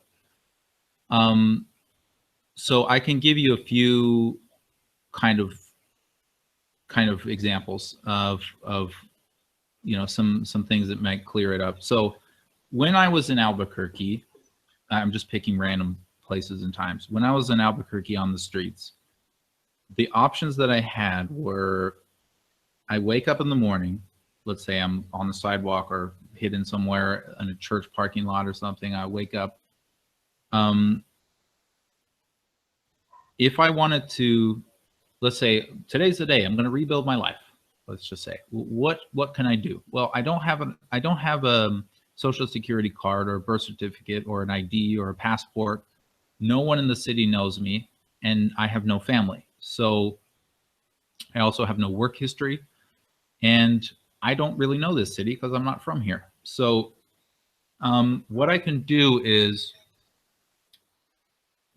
find other homeless kids, find them, and then say, which first of all, you have to wander around aimlessly until I could break this whole thing down. When you come to a new city, basically what you do is you find anyone who looks even remotely like they might talk to a homeless person, okay? And then you say, hey, where's downtown?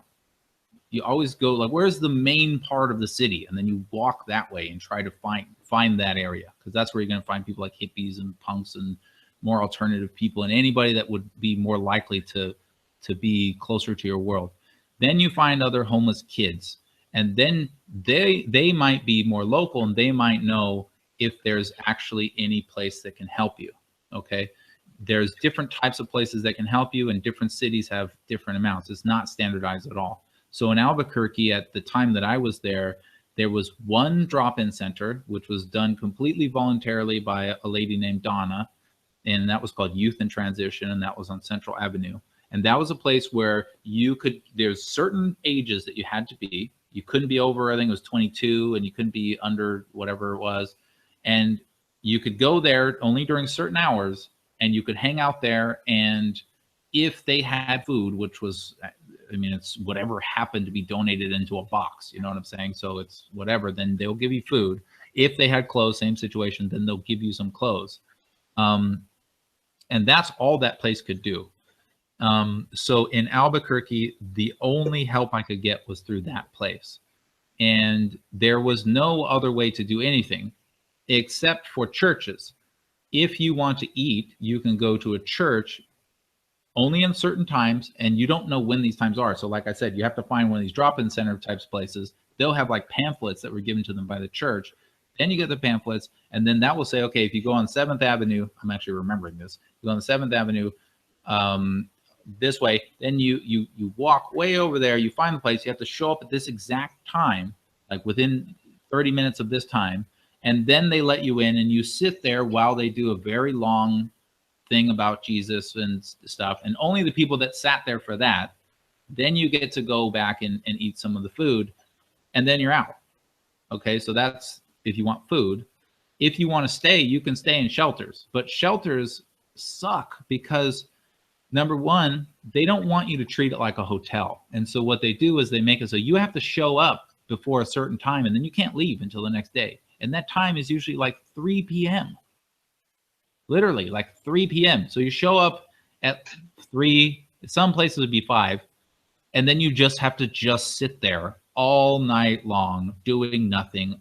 Then you can go to sleep, and then you can wake up. So kids, we practically never go to this place because it's just like it's it's even worse than just sleeping on the street to us. And so that's Albuquerque, and that's it. If you were like a heroin needle user and you need new needles, sorry, you have to steal them. If you wanted to get some kind of work, some kind of temporary work, anything, you can't, because if you go, even if you tried to go to I'm spacing on Home Depot, and this is not a racial comment, but if you're standing out there waiting for someone to help you, you know, that you can help for $20, there's a line of Mexicans that are waiting, and they've been there all night, and they need to support their family. They're not going to let some random, you know, guy walk in and take their business. So it's like, okay, well, I guess I could join that crew and wake up at 3 o'clock in the morning and stand there for, you know, all day and hope that anyone who's driving out says, hey, will you help me fix this air conditioner? So, I mean, literally that's just the options. Everything that you're talking about, like food stamps or EBT or gas vouchers, food vouchers, there's a number of types of assistance that you can get. But the thing is, you can't just get food stamps just because you're homeless. You have to have an address. So what they normally do is they'll say like, oh, don't you have like a sister or a brother that you can use, or somebody? And it's like, no, I don't. Well, right. Okay, then you can't get it. You can't even apply to it if you don't have a social security card. They don't just give it to any old random person that walks in. So that's an example of Albuquerque. Now, a better type of city like Portland, they had more stuff. They had a few places that you could go that weren't forcing you to do like an hour long speech before they give you food. They had that. They had a needle exchange, which is really crucial because if you're a drug addict, you're going to do the drugs. Taking away their needles is not going to do anything. Then they just use the dirty needles. And right. It hurts, and it's totally unsanitary, and it's disease. It's just horrible. And so there was places there that if you give them needles, then they'll give you new needles, but they won't just give you new needles if you don't have needles. And that's right, a needle exchange. And that's pretty much it. There's no easy path out. What years were you in Albuquerque? Oh boy. The first time I ever, touched foot in Albuquerque was 1996 when I was flying into the ranch. And then from 96 to 99, I, went occasionally with the ranch, and then went to 99. So then went down there from 2000 to off and on through, oh boy, they put me on the spot with dates. I don't know, a few years, maybe 4 or 5 years. So homeless in Albuquerque from around 2000 to 2006? Yeah. I mean, I was hitchhiking and everything, but that was where I would sort of consider my home base. And would you actually go on to the UNM campus? Yeah, of course. I had a friend that went to UNM. Wow. So you were 17 when you sort of had this I've got to leave Scientology moment and got on a Greyhound bus from Florida to Washington? Yeah. I was 17 when I had my I'm leaving Scientology moment and got on a Greyhound bus from Philadelphia to LA. What? Dude, that's crazy. Your story and mine are really like, they're in the same ballpark. You know what I'm saying? My brother was going to UNM. Same time period you were there. That's crazy, man. Yeah, UNM. I was in Albuquerque for about 6 years. My friend Jessica used to go to UNM, so I would go and see her.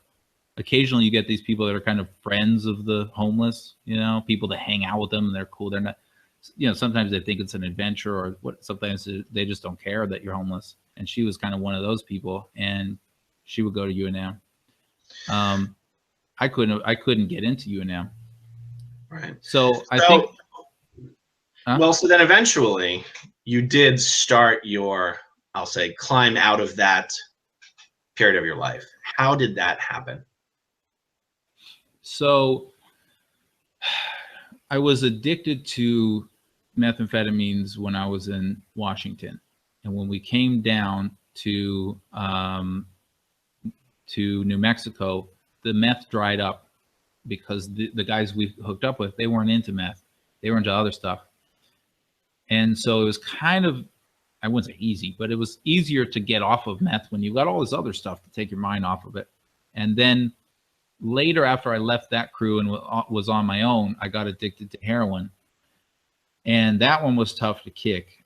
And I could tell a whole story about how my involvement with that and its involvement with me. But once I was off of the meth, like at the time I really wanted to do more, but once I was actually off of it, I never wanted to do it again. I could just see, even though I was still actively doing all kinds of drugs, I could see that meth was just like the devil in powder form. I mean, it was just a horrible thing that was destroying me. It was so obvious. And the same thing with crack is a very bad drug. I've done PCP as well, but not as much as the others, only once.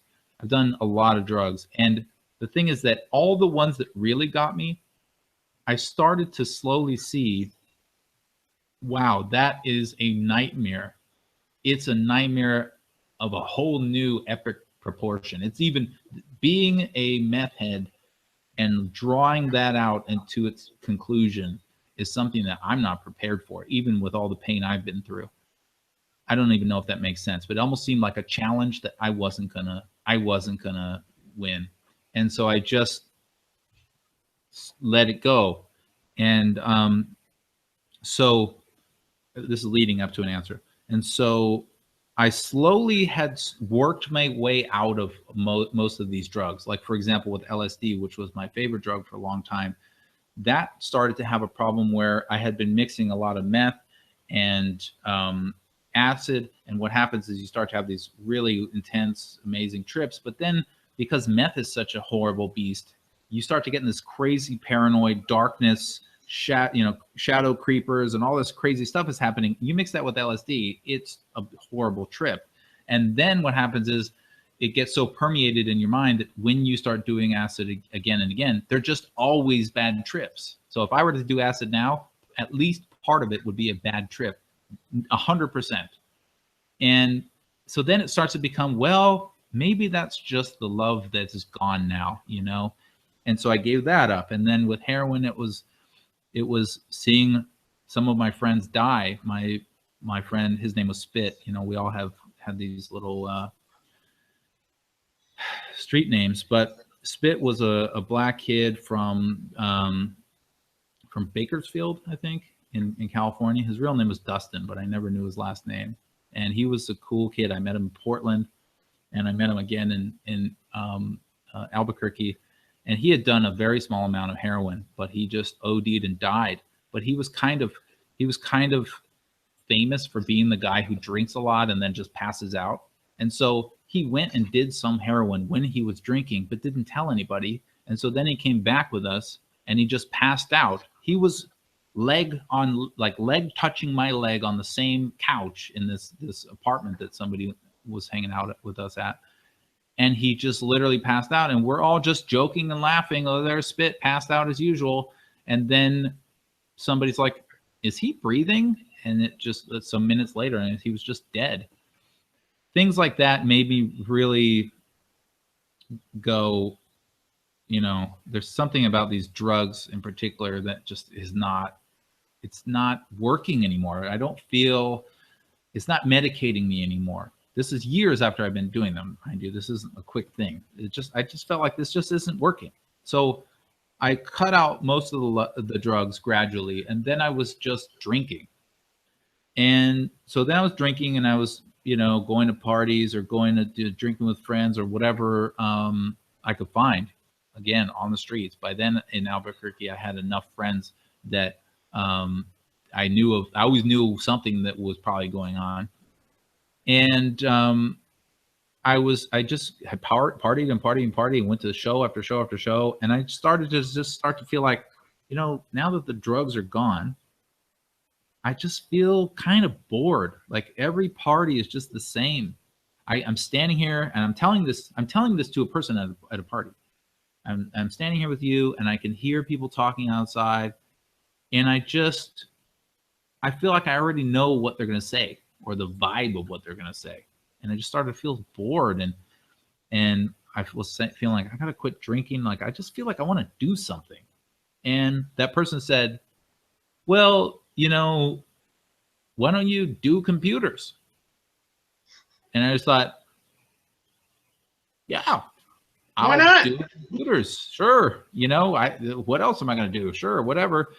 And so then I got the idea of like, okay, I'm going to do computers, whatever that. So, but like at this moment, when you're having this conversation or you're at this party, are you still homeless? Yeah, of course. Okay. Yeah. So me saying I'm going to do computers is literally like a homeless person coming up to you with a cup and saying I'm going to do computers. So it doesn't mean anything. Right. But to me, it meant something. I mean, I made a decision, so I was going to try to do something. So I spent the next, I don't know, month or two trying to figure out how could I get a job, because I knew that I needed to have a job to get money to buy clothes to get a better job. So I first went around and I applied to all kinds of jobs anyway, just thinking maybe they'll just hire me. I applied at Olive Garden for a dishwasher, denied. I applied at McDonald's, turned down. I applied at Walgreens, denied, and nobody was going to have me. So, because on the form, I'm just making up addresses, and I didn't even know my social security number. So I'm just sometimes I just say, oh, I don't really know what it is. Then I thought, well, maybe I should lie and just make up one. This wasn't working. So what I ended up doing is I went back to Youth in Transition, the drop-in center, which was on Central, run by that lady, Donna. She's actually passed away now. But and I told her my situation, and her eyes kind of lit up and said, like, well, if you want to do it, I mean, I'll help you get your birth certificate. She said, I can't really help you get your social security card. She's like, and the internet was coming around by this time. And she said, but, I can help you get a birth certificate because that's pretty much public. It turns out that's why they always say birth certificates aren't valid ID, because I can order your birth certificate, chances are. So she's like, well, I can help you get that, because to get an ID, you need a birth certificate and a social security card. So she's like, I'll help you get that. And she was like, I mean, it's like $20. And she's like, are you sure you want to do it? Like double, triple checking, like, because this is a commitment. I'm like, okay, I don't want to spend this lady's $20, okay, I'm going to do this. And so she ordered my birth certificate to Youth in Transition. Okay. And then she said, you can get your social security card, but I think it's $15 or $5 or whatever it was, which of course I didn't have. She's like, but you have to go to a social security office. I'll find the address for you. And you're going to have to talk to them. So she did. And I took a bus over there. I'm trying to shorten this as much as I can. Went to the social security office, and they basically said, okay, so show me your ID. I said, I don't have ID. And like, well, is your parents here? No. Your family? Anyone that can vouch for you? Anything? No. And so then they had a real pickle, which is, how can they try to help me and give me a social security card when I have zero way to prove that I even am who I'm saying that I am? So you need a social security card to get an ID, but then you need an ID to get your social security card. Yeah. So normally how they handle that is you get it when you're a kid, and your mom tells them who you are, and that's how they know. And so when you're an adult, it's very awkward for them. They don't really know what to do. So they actually turned me down. They said, no, we need better than this. I didn't know what to do. So I went back to Youth in Transition. And Donna said, okay, let me make some calls and everything. And she called around and da-da-da-da. And then it turned out, okay, maybe that they will accept if you get a formal letter from somebody that's verified that you are that person somehow. And so then I went back with them and tried to see if they could do that. And then they said no. And then they said, okay, maybe we can. And I said, can I do like a shelter? What if a shelter Like a Christian shelter says, yes, this is him. And they said, maybe. So I went at 3 p.m. or whatever, and I stayed in the shelter, and I got my, I said, hey, can you write a letter that says that I'm Nathan Rich and that this is my social security card number? And they're like, basically, like, no way, kid, you know, let's get out of here. And I was like, please, please. And they're like, I can't write that. And I said, okay, can you just write, this guy says that his name is Nathan Rich, and he says that his number is this. And it's just like, you know, anything at this point. And that's what he did. Some guy, and he just wrote this thing for me. And so I took that back to the Social Security office, and they actually accepted it. So wow. Thank God. So then they ordered the Social Security, but the Social Security card, but they have to mail it to somebody. So I gave them Youth and Transition's address. So then, of course, now finally I eventually got the birth certificate and then the Social Security card. And then I had to get ID, which was going to, that part was pretty easy, you know, go to the DMV. And then I finally got ID. So now I could actually apply to jobs. And so then I borrowed the worst clothes in the world from YIT, Youth and Transition. And I just looked like a total buffoon, you know, wearing donated clothes. And I went to Wendy's, the hamburger joint. And I got a job there because I knew somebody who one of the guys there had a crush on or something. It was something weird like that. It was like, yeah, someone was telling me, yeah, there's some guy who's always flirting with me at the Wendy's. I bet if I took you there, he will hire you to impress me. I was like, oh, perfect. And I got hired. I was making $6 an hour. And they said, if you work night shift, you get $6.25 an hour. I said, fucking sign me up, dude. That's all you can eat. You able to eat the Wendy's food? You could get away with it, yeah, but you weren't officially, you couldn't. But yeah, I mean, I would steal the chicken, breaded chickens from they had this thing. I would steal them and put them in my pocket when nobody's looking, and then I need to go to the restroom, and I go to the restroom and just mow down on those things. And they actually, so I was working $6.25 an hour, and it was a weird situation because at that particular location, for whatever reason, I had 11 managers. 11. They had junior managers, floor managers, general manager, location managers. They had all these managers, and all 11 of them were women. And of those, about a third of them were lesbians, and like, I don't know, 1 or 2 of them were like die-hard, like pink triangle tattoo, muscle-bound, man-hating, like crazy lady stuff. Okay. And so the lesbian managers would always be flirting with the other shift managers. Okay. Because they're like, some of them are cute and stuff. And I'm like I'm the guy with the tattoos, the weirdo making the fries, the new guy. And so they treated me like absolute shit. They're just like, yeah, get back to work, you know? And then they're like flirting with the girls and everything. It was such a weird experience that I could almost never really explain. And I just was suffering through it. And I was still drinking a lot at that time, even though I was trying to get out. So it was a little rough for a little while. But that money that I took, my friend had ended up staying with a girl that had become his girlfriend. Okay, so we had kind of a way in because he had convinced her to let me sleep on her couch. So I was sleeping on this girl's couch at that point, which was like a big step up. And then I had enough money from that $6.25 where I could start to buy clothes. So I was buying clothes, and I was slowly buying just nothing that I would have to carry around in more than one bag, but you know, so I didn't have to look like a clown wearing these donated clothes. And so anyway, I worked at that Wendy's for a little while, and it was just rough, but I knew that I had to get through it because it was going to kind of knock me out of this rhythm of being homeless and just get me used to what the crappy life of working is, to be honest with you. And so that's what I did. And the whole time I was obviously hunting for better stuff. And then I got a better job, which was somebody had, oh dude, you're never going to guess the amazing job that I got. $9 an hour, tech support for, of all companies, Earthlink. Okay. Now, so this was I say that, everybody, because Earthlink was open and started by a kind of a famous Scientologist. So anyway, so I didn't actually work at Earthlink, but I worked at a company that they outsourced for tech support. So when you call Earthlink's number, you're actually talking to us. We don't work at Earthlink. And so people would be like, this product you made is garbage. This Earthlink, you guys suck. And you're just like, I don't work at Earthlink. But you can't tell them that. So so one of our crew had gotten a job there. It was called Client Logic. And he's like, dude, I could totally get you guys in. And I was like, all right.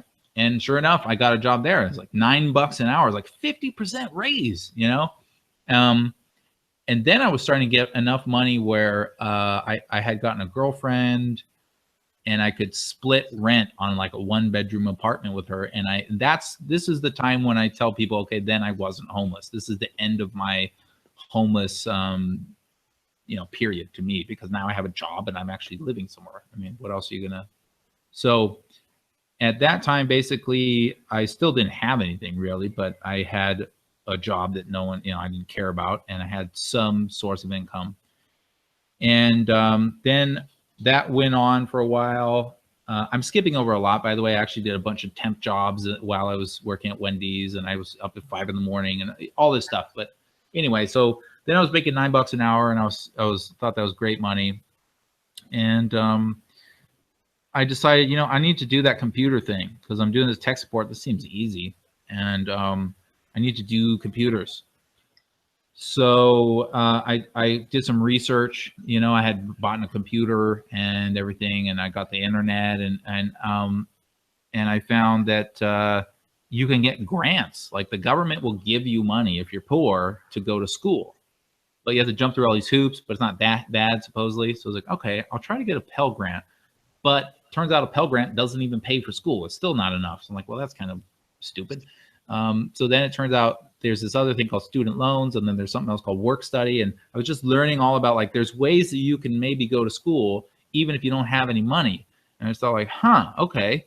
So so that was my big idea. Is I was going to go to, I couldn't afford to go to UNM, but I was going to go to another school there, which at the time was called TVI. It's got a different name now.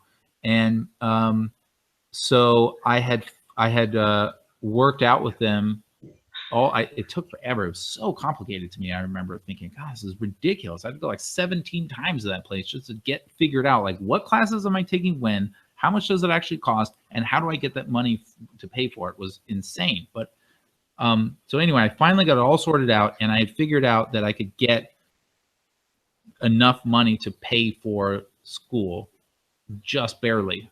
And so I did that, and I started, I wanted to take like a computer, whatever their version of like a computer science type of thing was. And I started going to that. And then I bought a motorcycle, and I was slowly building up. I started going to that, and literally, like, I'm going to say 2 months into school, motorcycle accident. Busted my hand my wrist into pieces. I have a huge scar here that you probably can't see unless I hold it close, and another one here. I've got screws and bolts in here. The accident wasn't my fault, and so that I couldn't write. I had to drop out of that school. It was just like, oh, are you serious? And so then I ended up moving to Seattle. And just because I was like, I couldn't stay in Albuquerque because that's where all the drugs were. That's where all the partying was. It's just always there. And I had to really further distance myself from that life. And so I moved back up to Seattle, where I had gotten a taste of it before, but I thought maybe life would be better now that I am a working man, And so I went up there, and I said, if I could get a job down there in Albuquerque, I can get something up here. And so I couldn't really find a job. So then I started looking into school, and then I ended up basically going to a vocational school that was there, and I couldn't afford any of them because I was a non-resident, meaning I wasn't from that state. And so for some reason, when you're not from the state, prices are like triple, except for this one school that didn't care for some reason. So that's the school I went to, and they had something called a network technician program. I was like, I don't know what that is, but it's computers. I'll do that. And and it turns out that because they didn't care about they didn't have the non-residence thing. It turns out that, lo and behold, I was the only person there, the only one who had ever used a computer before, practically, but the only one that ever actually wanted to learn about computers. Everyone else was immigrants that just wanted to have a visa of being in a school. So you were the only one who had enrolled in the class because you were specifically interested in the knowledge they were going to be teaching in that class? Yes, there was a couple from Iran, there was a guy from Ethiopia, there was a Cambodian guy, there was a grandma who was like from Africa. There was just literally just the most random, weird mix of people, and me, and the class was called Network Technician, which sounds very, oh, that sounds like some nerd stuff right there. But they're literally explaining to these people what YouTube is, explaining to them what a CD drive is, like having them type in like into a word processor. It's like basically a computer program for like your great grandma. And so I was by no means any really good at computers, but I had practiced around when I was a little kid, because my mother would drag me to, I say drag me, she would take me to work because I had no father, and she didn't want to keep sending me to the daycare centers after I got kicked out of a lot of them, as you saw in my Life of Crime video. And so she would take me to work with her, and she was doing like graphic design stuff. So they would have computers. So I would play with these computers from a very early age, and I just liked them. So anyway, so I had done some stuff, like I could make DOS games work, and I knew what a batch file was and stuff. So, and what year? Just at this point, what year are we talking roughly? So this is 2006. So I'm 24 by now in this period. So this is right when I got off of being homeless. I was about 24, right? And so that's why I was homeless from 17 to 24, completely on the streets. And so now I'm 24. It's 2006. I'm in Seattle, and I've gotten into this school. And so the teachers, they weren't even professors, not a real college. It's just, the guy teaching you. They noticed that I kind of knew about computers, and they pulled me aside one day and they said, hey, listen, if you do the curriculum, do you want to do some extra stuff for us? And I was like what? And they're like, well, we want a Linux bind DNS server, and like, we don't really know what that is, but we want it. We'll buy you books. You want to learn Linux? We'll buy you books. We'll give you servers. We'll give you workstations. Just learn it, figure it out, and build it for us. Like, we want a Linux IP cop firewall system. It just sounds awesome. We think it's really cool, but we don't really know what that is. And so it was a 9-month program, and I was beyond bored with the actual curriculum. And I had done so much, I put so much effort to get into the school. I said, yeah, of course I'll do that. I'll do anything at this point, I mean, if you asked me to wash dishes, I would probably do it. And so I said, okay, I'll learn Linux. And I said, well, is there like a command line version of Linux? So I figure I might as well do it right. And I'll start with that. And, of course, all Linux is command line, but at that time I didn't realize it. And so, and they said, yeah, there's one called Gen 2 Linux that you can try. And so I started with Gen 2 Linux, which is kind of notorious in the sort of nerd world for being a very hard operating system to learn. And I mean, it took me about a week to get it installed up to the point of having a user interface that I could actually do anything with. It took about a week straight, full time.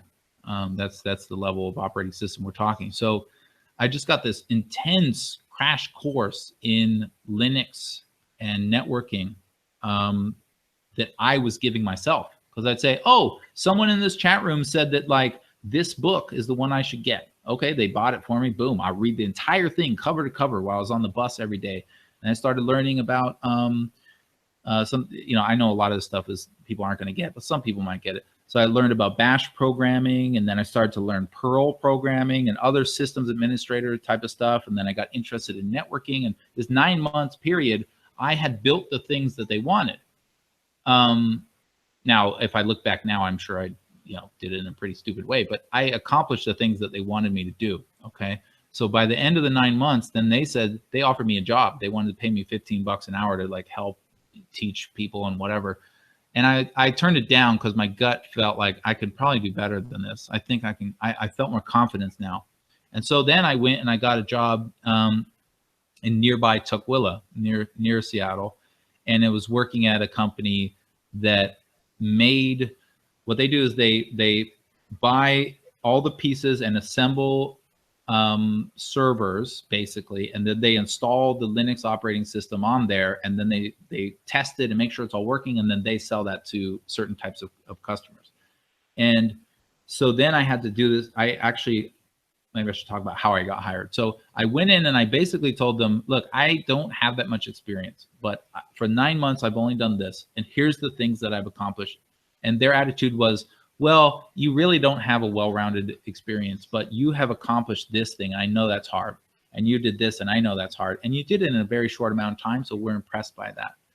And so then they hired me. And the job there was very intense for me. Then I had to learn, this other language, Python, and I started to be able to do things like build a way to automatically deploy systems and test them, and then assembly line this process and everything. And I did that for a while, and then I was slowly getting into like, IT's kind of interesting, this is good stuff, I'm really can do this.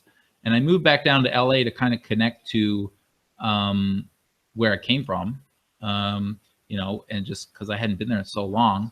And then I got another job in almost the same circumstances. I went into a managed web hosting company and I said, I've done this much and this much time, et cetera, et cetera, et cetera. And they said almost the exact same thing. They're like, well, you really don't have enough experience for this position, but because you've done this and you've done this and you've done this, we know that those are difficult, and that tells us that you can really accomplish it.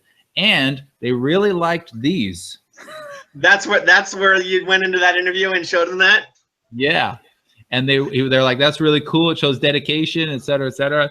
And I was like, wow, I can't believe that actually worked in my favor. And so I got hired there. And then that place just tore open my whole world of technical experience. And I got a huge amount of experience with just thousands and thousands of different products and ideas and concepts. And I got into storage and architecture and network design and scalability. And we were doing, designing and implementing architectures for big websites like the Emmys, the Oscars, the Grammys, Gatorade, Verizon, Nissan, on and on, skateboard.com, snowboard.com, all these big companies. A lot of the work being done in the architectures of the behind the scenes was being done by a team of people, including me, not just me, obviously, but I was there in the trenches doing all this stuff, and I just cut my teeth like crazy. By the time I got out of that place, I was just way better than, each step was just better and better and better at what I was doing. And I'm just sort of endlessly rambling now. I'm going to eventually get to the future if I keep talking, but at that point is when during that time is when I really considered, wow, I'm really out of that life now. Like, I'm stable. I have enough money where I feel like I'm a normal person, and I have enough skill built up where I feel like I'm equivalent to other people. And I have my motorcycle, and I have my apartment, and I have cats, and I have what appears to be a normal life. That's awesome. I mean, that story is fucking awesome. It shows it wasn't just luck. It wasn't just some big benefactor coming and giving you some handout. It was like, step by step, working hard each step of the way to figure out what's the next thing I need to do. Again, this is another way where our stories, as different as they are, have just these fucking incredible parallels. Like, do you have a high school diploma? No, at the ranch, I got they drove us in a bus in a van to Arizona and Springerville, shuttled us into a thing, got us a GED, and then piled us back to the ranch. Right. So you have a GED, even if it's some bullshit GED, right? I have it in the like, sense that I at one time got it, but I have no evidence right. that I have it. Yeah, I don't have a high school diploma or a GED. And whereas your story, where your launching pad started from a period of hardship, mine didn't. Like when I left, we both wound up in industries that once you get your foot in the door and show them you're good at doing what they need you to be doing, they don't give a shit about your pedigree or your education. Yours is IT, mine is hedge fund research. Like the people that do what I do, for the most part, went to Harvard and Oxford and Yale and Eton. And I don't even have a diploma. And you know, where you honed your knowledge at the college and then later at that managed web hosting company in LA. I honed my knowledge working for Kurt Feshbach at Falcon Research here in Clearwater. And it was never my idea to get into the investment world, into the stock market. That was never my idea. It was just the best opportunity that came along. And then I fucking absorbed it like a sponge, and I was really good at it. And then eventually I had the production record and the contacts that are required in order to be successful in the industry. And it didn't, no one eventually asks you, did you go to high school? Yeah. Well, I'd be like, well, let me tell you about this thing called Scientology. You say, Yeah. I might not have gone to high school, but I'm really smart. I mean, like, that doesn't get you anywhere. You have to somehow get your foot in the door and do shit. Yeah, I know exactly what you mean. And you're right. We're in two different industries that I think share that in common. You know, there's a lot to say about all that, but have I been to high school? Well, I went to high school from September until February of 9th grade, and that was it. So I don't know, 4 months or whatever. I don't know, because I didn't go to high school. I can't count that high. But you know, that's it. That's my schooling, and I went to a vocational college for 9 months. And you're right. It's you know, I'm a manager of a lot of people now, and I have to interview people all the time. Now, actually, the IT manager that works for me will interview them. But when I was IT manager, I would have to interview a lot, and I never ever care what education you have. I don't care. And to be honest with you, sometimes in the IT world, sometimes I would prefer someone that doesn't have a college degree. I know that sounds weird, but in the IT world, and this may be different, I'm not sure. Yes, you have a very well-rounded education if you do, you know, get a computer science degree. But I don't want to say the wrong thing here and annoy everyone with a college degree. In my experience with troubleshooting, it tends to be that those people that have been trained to do it in a college tend to take the same types of steps to solve the problem and don't think outside the box as much. They're not kind of like, well, what if we just tried that weird thing? Who knows? And what if we, you know, they're less creative with their approach, and maybe less moldable too. And so malleable, I should say. So anyway, you're right that degrees don't really matter in tech. I know that. And in a performance-based area like you're in, because you're not really in, as far as I understand what you do, which is very, you know, low amount. I don't think you're really in a money-related industry. I think you're more in a performance-related industry, right? Which is sort of like, well, I mean, it's the same. Like hedge, you know, nobody would ever. I don't think. Like I couldn't manage a hedge fund. No one's going to be like, oh, you just, you know, you need to have that degree and the degrees and the pedigrees and the history in order to be a money manager. I do research for hedge funds, and they care about the research, and it is performance based in that. I mean, researching is performance. You get it right or you get it wrong. It's performance. But again, the quality of the research is also separate from whether the stock goes up or down. Like you can be right on the research, and then the stock can still move in the wrong direction. Right. Like it depends on what you're researching. You know, what I'm not is part of the investment team of a fund. I'm not part of the team that sits there and says, we're going to pull the trigger on buy and sell. I'm a provider of research. They can do whatever they want with that research. But again, so it's performance based. Yeah. Now, of course, it's one of these things where everyone wants to pat you on the head when the stock moves in the right direction, which is not necessarily tied to whether your research was right or wrong. You know what I mean?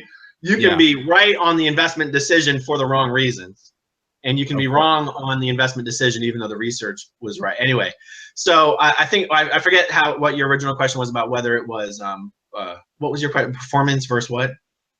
Versus like a money handling side of things. Like that's right. I'm not running the investments.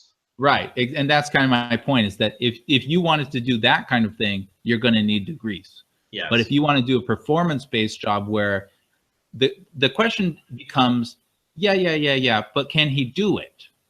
Can he ace it? That's what they want to know. And it's the same thing with IT. I don't care about the guy's degrees. I want to know, can he ace these problems? When I ask him questions about how this works, does he actually understand it on a deep level compared to his, amount of years that he spent and so on? I'm not using that. So right, like there was to further your point, there was a previous company I was working for. It was the first non-Scientology company that hired me when I left the Sea Org, and it was a big physical therapy company. They had 17 clinics throughout Colorado and South Carolina, and I was helping them basically train their managers. And these guys were very open, with each other in front of me. Like, if Aaron had some initials at the end of his name, he's the perfect guy we would love to put in charge of a bunch of clinics. But because he doesn't, we have to figure out how we can utilize him. Like, because we employ a bunch of people with initials at the end of their name, they're not going to accept someone managing them who either isn't an owner or doesn't have those initials. So we have to figure out how to strategically use Aaron and fit him into this structure. But even they were willing to acknowledge, like, Aaron is exactly the person we would want. But the fact that they don't have, these credentials at the end of his name, it did limit at least how they felt they could use me in the company. Whereas then you move over to the hedge fund research world, and they don't care about the initials as much. Yeah. I mean, there's jobs I can never ever do, if for nothing else, just for my tattoos and my kind of stunted growth. I have a lot of stunted mental, maturity issues, I think. But when people see me walking down the street, they definitely don't think that, oh, okay, that's a technical executive. I can tell you that much. But the people at my work, they know why I am. I mean, I don't care if people walking down the street think I'm one thing or another. I don't care. I'm not out to, impress anybody. I just do what I have practiced at, and it's not even necessarily the thing that I am still in love with. But during those times, I was really in love with learning tech because it gave me a new purpose. It gave me something to live for other than just, crushing the pain. It was and that is why it's so weird that I'm sharing all this with the world, but that is the real reason that I have this tattoo of Linux. It's not because, oh, I love Linux because I'm a nerd. It's because getting into Linux is a symbolic shift of my attentions and my purpose from dying from drugs to, okay, what do I do now, to, oh, there are things I can actually do that I can be good at, that I can do whatever my version of succeeding is at, and I can prosper at. And that was just such a huge positive change for me. And of course, I know it's not Linux's credit, but it's symbolic. Right. It was the turning point there. One of the most common questions that I've seen come up in response to the show is, how do all of these people who have these stories of either growing up in Scientology or the Sea Org, and this is what makes your story so interesting, because you weren't in the Sea Org, and yet your story comes from an even greater area of hardship than, in my opinion, what people who grew up in the Sea Org, for the most part, experienced. Like, it's incredible what you've gone through and what you've become. And the most common question is, how do these people make anything of themselves after they leave the Sea Org with no education and no Well, again, your story's like the most extreme. No birth certificate, no social security card, no fucking address, no ID, no money, no job, no home. And and that's what I want people to understand, is that you still have this basic human drive to succeed. And it might be hard, and people have varying degrees of success doing it. But these stories, and your in particular, is, in my opinion, one of the most extreme examples, show how that happens. Like, you have gone in a period of almost 10 years from like almost never having touched a computer to being the head of IT for a major tech company with, I don't know, almost 1,000 employees. Like, and I know you want to be private about what exactly you do, and we're not going to, specify that. But I think when people look at you, they can't necessarily see, just from looking at you, how successful you've become in the last 10 years from where you were. And that's why I really wanted to have you tell that story in as much detail as you could, because it's incredible. Yeah, there's something that that I want to say about that, which is that yes, there's a drive for people to there's sometimes a drive for people to accomplish, but there's something else to remember, which is that you're not hearing from the people that didn't make it. You're only hearing from the people that did. Right. So something that I learned when I came to Asia is that this concept, because I was talking to somebody and they said, I was saying, yeah, Americans don't really travel very much. And this is a local person. They're like, what do you mean?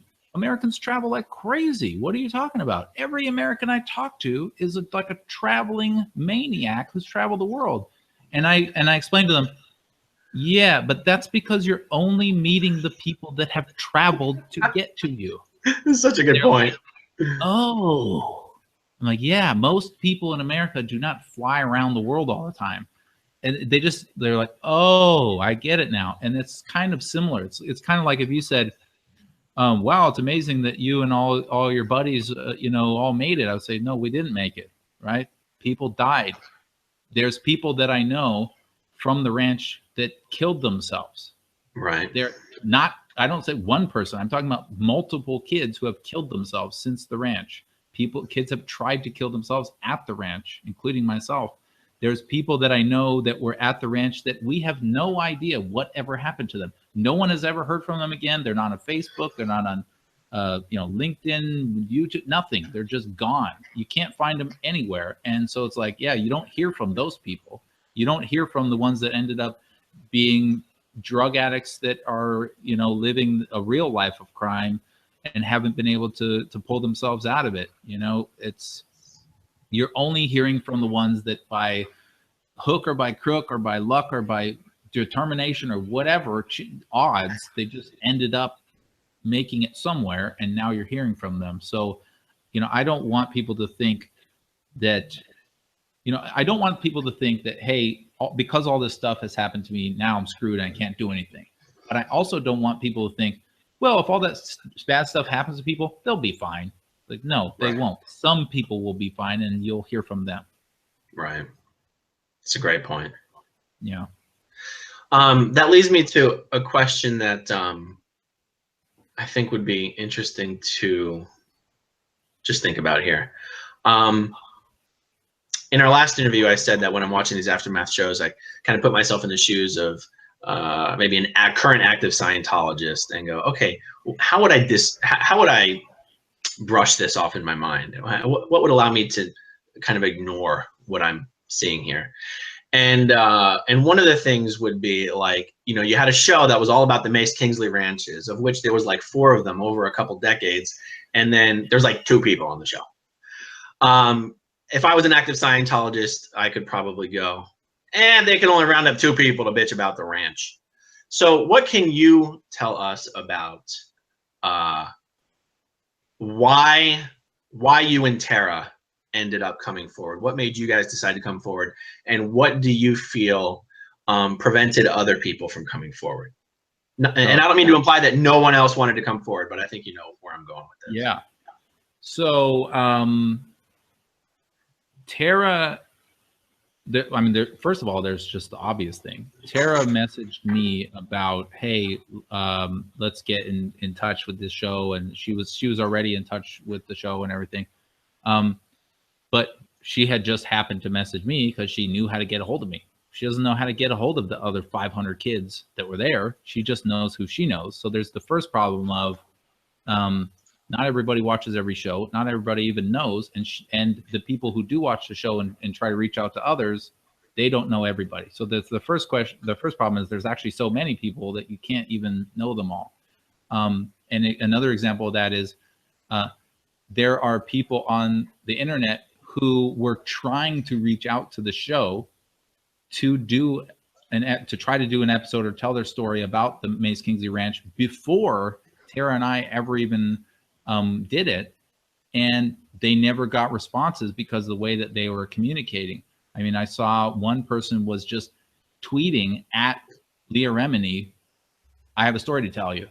At Leah Remini, I was at the Mace Kingsley Ranch, and now that I kind of, I'm not like an expert in social media or anything, but now that I see what it's like to get a lot of messages, I can see why someone like Leah, she's not even going to see that, like, period. She opens her feed, there's probably 1,000 new things every day, and she's not going to see that. And so another thing is just it's difficult to actually find a line to anyone. So those are the practical things. But the thing that people should understand is that there are a lot of people from the ranch who were talking to me before, during, and after the show, who completely knew I was doing it, supported it all the way, and couldn't do it themselves because their parents or their brothers or their sisters, the guy, he's in the Sea Org, I almost never see him, but I can't lose him. They're just, the whole family is connected to it, and if they went on there, that's they lose all those people. And I literally am still in communication with many of these people, sometimes every day. And these are people that I knew at the ranch who are like, good job, that was awesome. Yeah, it sucks that they left this out. I would love to go on and talk about this, but I can't. And right. On top of that, there are several people that I know of today that weren't on the show that are writing books that are like, that the show wasn't the way for them. They didn't want to be in front of the camera or whatever. They want to do a different route. Like, I don't want to blow anybody up about a project that they haven't said publicly, so I won't say who, but there's several people that are writing books or doing their own stuff, not the show. And so the idea of like, it's a very logical and rational idea. You have 500 kids and 2 of them weren't happy. That's a pretty good success rate. Yeah, it is. I agree completely. It's just that 2 of them weren't happy and also had the opportunity and guts and all the other stuff that it takes to do it. And we're in the mental state to be able to do it, Right. to even be able to stand there and tell anyone their story without crying. Right. The entire time. I cried a little bit, but so the answer to why it is that there aren't more people speaking out about it, is that there are people speaking out about it. I mean, you can watch like Astra Woodcraft she talked about it years ago about molestation. And then I made recently a blog post that is me doing an interview with yet another person that I haven't talked about yet, who I did this very long video recorded interview with him. He allowed me to record it, but I'm not going to release it because he has people that are family and everything. And it's more like just us talking. But I did ask for his permission to take some excerpts from that and post it online. And I'm trying to convince him to do a proper video. But in those excerpts, it's going into detail about molestation and drinking and all of the stuff that again and again, all of these different random people, some of which didn't even know each other. Like, I don't know Astra Woodcraft, never met her before. We're all saying the same thing. Why, is this some weird global hysteria that only affects certain people all simultaneously. It starts to get a little bit weird sounding if you start believing that. So Right. there are people that are speaking out, and it's going to continue happening. Yeah. And sorry, and then the other side of that was, what was the other side of the question? One was, why haven't more people done it? And well, yeah, what kind of what led you and Tara to come out, and then right. Yeah. So Tara, you know, I don't want to speak too much to her motives, but I will say that she clearly has been affected by it in a very personal way, and she's very, you know, she's been diagnosed with like PTS, or was it PTSD? Yeah, PTSD. Yeah, sorry, I get confused with the Scientology terms, but she's been diagnosed with PTSD. It affects her. This is something that has affected her life, and so for her, I'm guessing that she just really felt like, I have to get this out of me. And so that's maybe her point of view. But my point of view was, she contacted me and I was like, yes, absolutely. I've been trying to tell this story forever. And it's 2017 now. I can still find an old Kickstarter link that I made from 5 years ago when I'm telling the exact same story. Now, granted, I had hair back then, okay, so you may not recognize it. But I was telling the same story, and at that time I was trying to make it Kickstarter so I could like do a documentary. My idea was I was going to fly around to all the other ranch kids and interview them, but I didn't get any money. I got like $150. But Mark Bunker was one of the people who pitched in, and that kind of inspired me. Like, wow, somebody does care. And so I've been trying to tell it forever. My family disowned me now 20 years ago, 18 years ago. So it's like, I mean, I got nothing else to lose. Might as well just tell the truth. And these other kids do want to tell the truth, but they can't. Right. You know, I think I've said I wish more people would do YouTube channels, because then you have kind of an unlimited platform of time, in terms of time and audience, to tell your story at your own pace, the way you want to. And I wish there were more than just, I want to say 3-man channels, but I'm sure after we finish this, I'm going to kick myself for forgetting anybody. Like, you know, Chris has a channel, Chris Shelton, he's putting up regular content. I put up regular content. Karen De La Carriere has put up regular content. But in terms of like interviewing people and getting people's stories out there, you could either have 3 channels that go around trying to interview everybody, or you could have 30 channels where everyone's telling their own story at their own pace. And either of those, I think, are great options. I would lean more towards 30 channels. But, you know, if there are people out there who, and there's only going to be so many episodes of Leah's show, and there's only going to be so many TV shows produced on the subject. And it's the more people you try to fit into a season, the less of their stories you're actually able to tell. Like as you experienced with you and Tara, fitting 2 stories into one episode is fine, but then you don't get to hear the story. And so YouTube is a great opportunity for the stories to be really fleshed out and told in detail. And so if people don't want to do their own channels, I guess I just want everyone to know that that's why this channel is here. That's why other channels are there. Like, you know, what we're doing here with me and you, this could be done with absolutely anybody at any time, anywhere. You know, I too, just like you, were going to fly around and interview all the ranch kids. I was like, oh, I'm going to fly around and interview all these people that grew up in Scientology. Well, it sounds great, but when you've got a wife and a job and 3 kids, it's not very convenient. Yeah. And I couldn't figure out how to record these video conferences. And that's why I haven't really interviewed anybody except Nick Lister and Mike, because they're local to me. But I really do want to have everyone be able to get their stories out, either on their own or through platforms like this.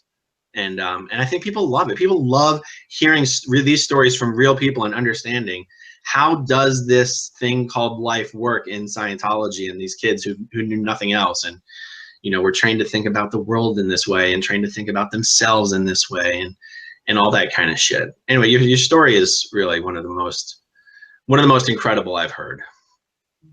Yeah, it's weird when people say that, because like I don't know what to say to that. You almost want to say thanks, but it's like not because of me. It's like, yeah, it is different, but to me it's normal because this was my life. So it's kind of like, yeah, I guess it's weird.